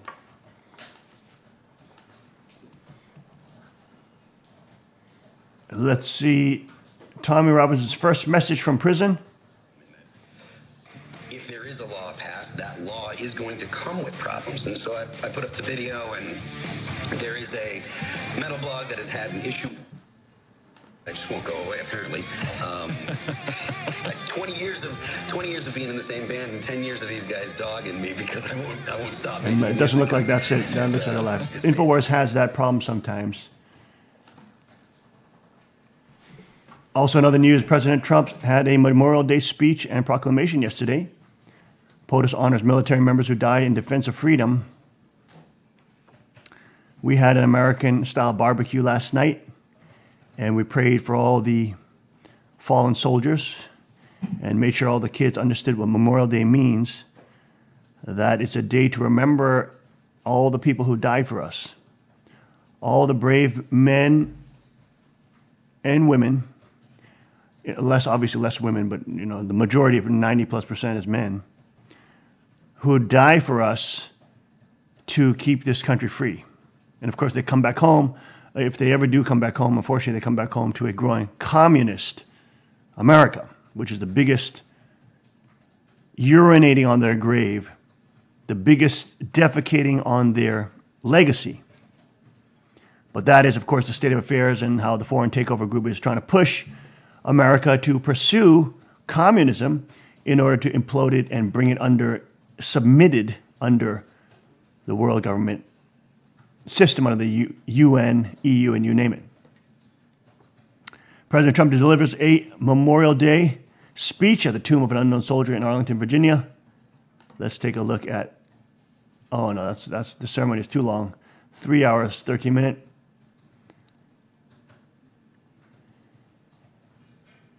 And President Trump talking about Memorial Day and the fallen soldiers. He proclaims it as a day of permanent peace, for permanent peace, and designate the hour beginning in such locality 11 a.m. of the day as time when people might unite in prayer. So Memorial Day is a truly important day, and President Trump honors the fallen. It's so great that we could have on that the day. chief give the prayer on Sunday service and give a message, a Memorial Day Oh my message. gosh, that was amazing. That was so wonderful. Chief is amazing. What a hero. And of course, his testimony, his speech, and of course, his prayer, so meaningful on Memorial Day. Also, unrelated news on Memorial Day, shocking video shows cop punching mom in the head during a Memorial Day beach trip. Officer reassigned and placed on paid leave pending investigation. Footage captured on New Jersey Beach Saturday shows two police officers pinning a woman to the ground as one proceeds to punch her in the head. The violent behavior has prompted investigation into the officer's actions, as many saying the woman did nothing to deserve the violent arrest. But the mayor, I think, is supporting the police in that. Not surprising. Ooh, there he is. Look, look, look. Oh my gosh. She's being hammer-fisted in the face. Wow, and she's a skinny girl, too. Golly.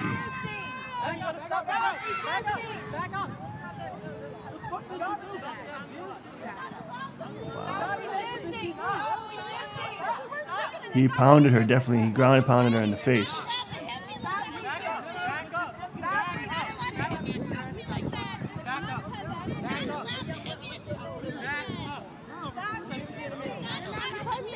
My.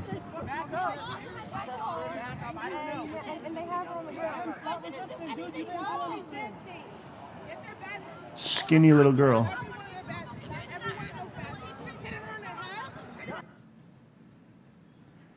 Boy, oh boy. And the tweeter says, I was sleeping on the beach and I woke to this. I can't believe it. The dispute documented in video and text on social media started after officers accused a young mother of underage drinking due to the presence of alcohol containers nearby. According to the victim, 20-year-old Emily Weinman was at the beach with her 18-month-old daughter, her friend, and her child's father. Police didn't believe her when she said she was sober. I had alcohol. It's Memorial Day weekend, and 90% of the people here are underage, drinking on the beach without a doubt. Two cops approached me on their four-wheelers and asked me and my friend how old we were. We gave them our ages. Then we got breathalyzed, and it came back negative. I told him I wasn't drinking. The alcohol was clearly closed, sealed. Wish the cops seen, Wyman wrote in a Facebook post. I asked him, don't they have something better to do as cops than to stop people for underage drinking on the beach? Saying too that there's so much more serious stuff going on. The cop said, I was going to let you go, but now I'll write you up. And he asked my name. I did not do anything wrong, and anything could have been written down on that paper, so I wouldn't give it to him. Wyman stayed in the post, which has since been deleted. Wyman faces a deluge of charges, including 2 counts of aggravated assault on a police officer, resisting arrest, obstruction, and minor in possession of alcohol. The woman who captured video of the event, Lexi Hewitt, described the dramatic arrest to CBS New York. She started screaming initially. It was almost like a blood-curdling. She stated the officers were on top of her on the ground, and that's when I just decided there's so much going on everywhere, why not just in case record the incident? On Sunday, the Wildwood Police Department issued a statement asserting that they were launching a full and thorough investigation into the matter. Here's their statement. Chief Regabuto stated that while he finds this video to be alarming, he does not want to rush to any judgment until having the final results of the investigation. The officers involved have been reassigned and placed on paid leave pending the outcome of the investigation. The mayor, though, says that the police were doing their job. There you go. Here's the dangers the police say. Let's listen in. In 2012 to prevent free and fair elections. Remember the Tea Party movement in 2010. People figured out Obama very quickly. They knew he was not going to balance the budget like he said. They knew he was not going to follow the Constitution. They knew that he lied when he said he'd be the most transparent president in history. And as I showed in my film, Dreams from My Real Father, Obama's father was not a Kenyan goat herder. His father was a Russian agent. So the total fraud was met with a response from America. The response was the Tea Party movement that swept Democrats out of power and was poised to remove Obama in 2012. If you are receiving this transmission, you are the resistance. Welcome back to the Alex Jones Show. I'm Joel Gilbert. I'm hosting the rest of this hour on InfoWars. Don't forget to get in the InfoWars store my latest movie, Trump, The Art of the Insult, at Infowars.com store. Coming up at the bottom of the hour, Bill Clinton's black son, Danny Williams, who we heard a lot from last year, he's going to update us on everything that's happened since the blockbuster documentary, Banished, the Untold Story of Danny Williams, and we'll be taking calls with Danny later as well. Now, I want to keep going on what I talked about with Alex about the police state, how the left feels, and how do we get a police state. Hillary Clinton was in India this week where she exposed even more of her hatred for America, telling an audience about those damn Americans who don't support her. Let's take a look at the Hillary India comments. I won the places that represent 2/3 of America's gross domestic product. I won the places that are optimistic, diverse, dynamic, moving forward. And his whole campaign, Make America Great Again, was looking backwards. You know, you didn't like black people getting rights. You don't like women, getting jobs. You don't want to, see that Indian American succeeding more than you are. Whatever your problem is, I'm going to solve it. Okay, so this is what Hillary thinks. It couldn't be that America didn't elect her because we don't agree with her policies. It couldn't be that we don't trust her. It's because we are evil. America is evil. Now, most people have heard that Hillary called Trump supporters deplorables, but I showed it was much, much worse in that speech in The Art of the Insult. I'm going to play you a clip from the film. Let's watch the deplorables video. Half of Trump supporters into what I call the basket of deplorables. The racist, sexist, homophobic, xenophobic, Islamophobic, you name it. They're offensive, hateful, mean-spirited. I am a wife, a mother, I work full-time, and I am voting for Donald Trump and Mrs. Clinton. You can go home. Unfortunately, there are people like that, and he has lifted them up. After all the horrible scandals that Hillary Clinton's been involved in, and then she has the gall to call us deplorable. They are irredeemable, but thankfully they are not America. USA. And that's why she'd be ready to kill that We have country. a divided nation because people That kind like of her, country, and believe folk, me, those kind of people. she has tremendous hate in her heart. Conservatives. Okay, so this is how we get the police state, because the left sees themselves as morally superior, and they have to enforce the rules upon us. I want to show one more video. Let's remind ourselves of what Obama wanted to do with the evil enemies of socialism. Issues that are important to us. We're going to punish our enemies and we're going to reward our friends. That's how you get the police state. It's not a deep state. That's the ideology of the police state. Now, those of us who knew Obama's radical background in the little-known world of American Marxism, we knew that his ideology was the ends justifies the means. And that's why he politicized the Justice Department. He investigated. Fox News, Associated Press were spied on. Department of Justice was turned into a leftist advocacy organization. Even Attorney General Eric Holder revealed that all along he was not the chief advocate for law. He was Barack Obama's wingman. The FBI became so corrupt that it could not even today arrest a 19-year-old nutjob.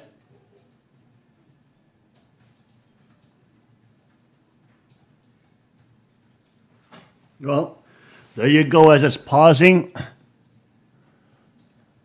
But good breakdown by Joel Gilbert. Is it Joel Gilbert? Anyways, I didn't catch it. Movie producer who is breaking that story down and showing the hypocrisy and cultishness of the religion that is the left.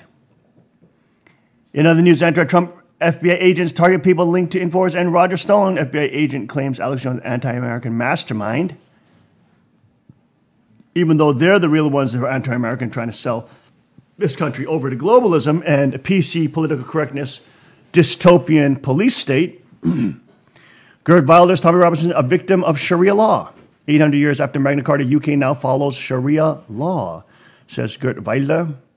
Western Europe has already lost the freedom of speech in favor of Sharia law, according to Dutch politician and fierce border control advocate Gert Wilders.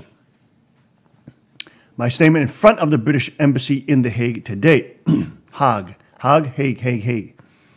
Like Tom Robinson, Wilder is also a victim of his government trying to silence his speech because his viewpoints went against the grain of globalism.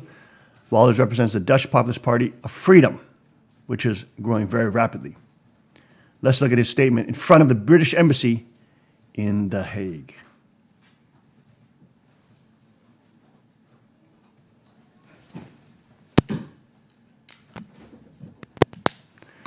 Their system is ridiculous. In The Hague. And I'm here because I'm shocked and outraged. What happened in the United Kingdom last week is an absolute disgrace. Tommy Robinson, a freedom fighter and Islam critic, was jailed, while the judge issued a gag order to silence the media. Freedom of speech is being violated all over Europe and also in Britain. The lights of freedom are going out. Islam critics are taken to court, jailed, or targeted with fatwas. And the authorities try to silence us. However, Islamists are pampered, protected, defended, and that is totally unacceptable. We will not accept this. Never. We will continue speaking the truth about Islam and horrendous crimes like rape, genital mutilation, honor killings, and terrorism. For we protect our own people, whatever the price may be. And that is why I stand here in solidarity with Tommy Robinson. Britain used to be a bastion of freedom of speech. Today, its authorities are behaving like North Korea and Saudi Arabia. I am here on behalf of millions in the Netherlands, in Europe, and also in Britain. And in their name, I say we will no longer be silent. Our future is at stake, and we will protect it. Free Tommy Robinson. Release him from jail today. Restore freedom of speech and stop gagging the people. There's Gert Wilders showing his support for Tommy Robinson and the Islamicization and his opposition to the Islamicization of Europe. Duterte will go to war with China if red lines are crossed. Philippine President vowed retaliation over natural resources dispute, even though just the beginning of, right before Trump got elected, he was kissing their booties. That's right. He was saying, I will go with the Chinese. Come on. But again, he read the writing on the wall and he saw President Trump is going to win.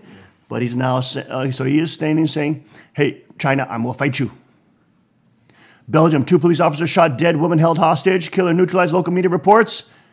But of course, yeah. How's that possible? With a gun, yes, right, and illegal, which is illegal there. Seems like criminal. And was this the guy who was screaming Allahu Akbar? Yes. There you go, and it's not even reported. Look at that, it's not even reported in their RT newspaper, or even in the Belgium newspaper. An armed gunman is what they say. Armed gunman. Is Russian. Yeah. News on the Min. This is from, I guess, another tweeter. Does not mention the fact that he was screaming Allah Akbar. Of course, nothing to do with Islam. Islam, religion of peace, is what they say. All right, folks, it is a crazy day in a crazy world. Remember to get back to the basics and get back to what God has given us. Stay in his dispensation, stay in his providence, move with the Spirit of God, stay and protect his kingdom that is coming. And we will see you tomorrow, 5 a.m. sharp on the King's Report. God bless, Godspeed, and may his kingdom come.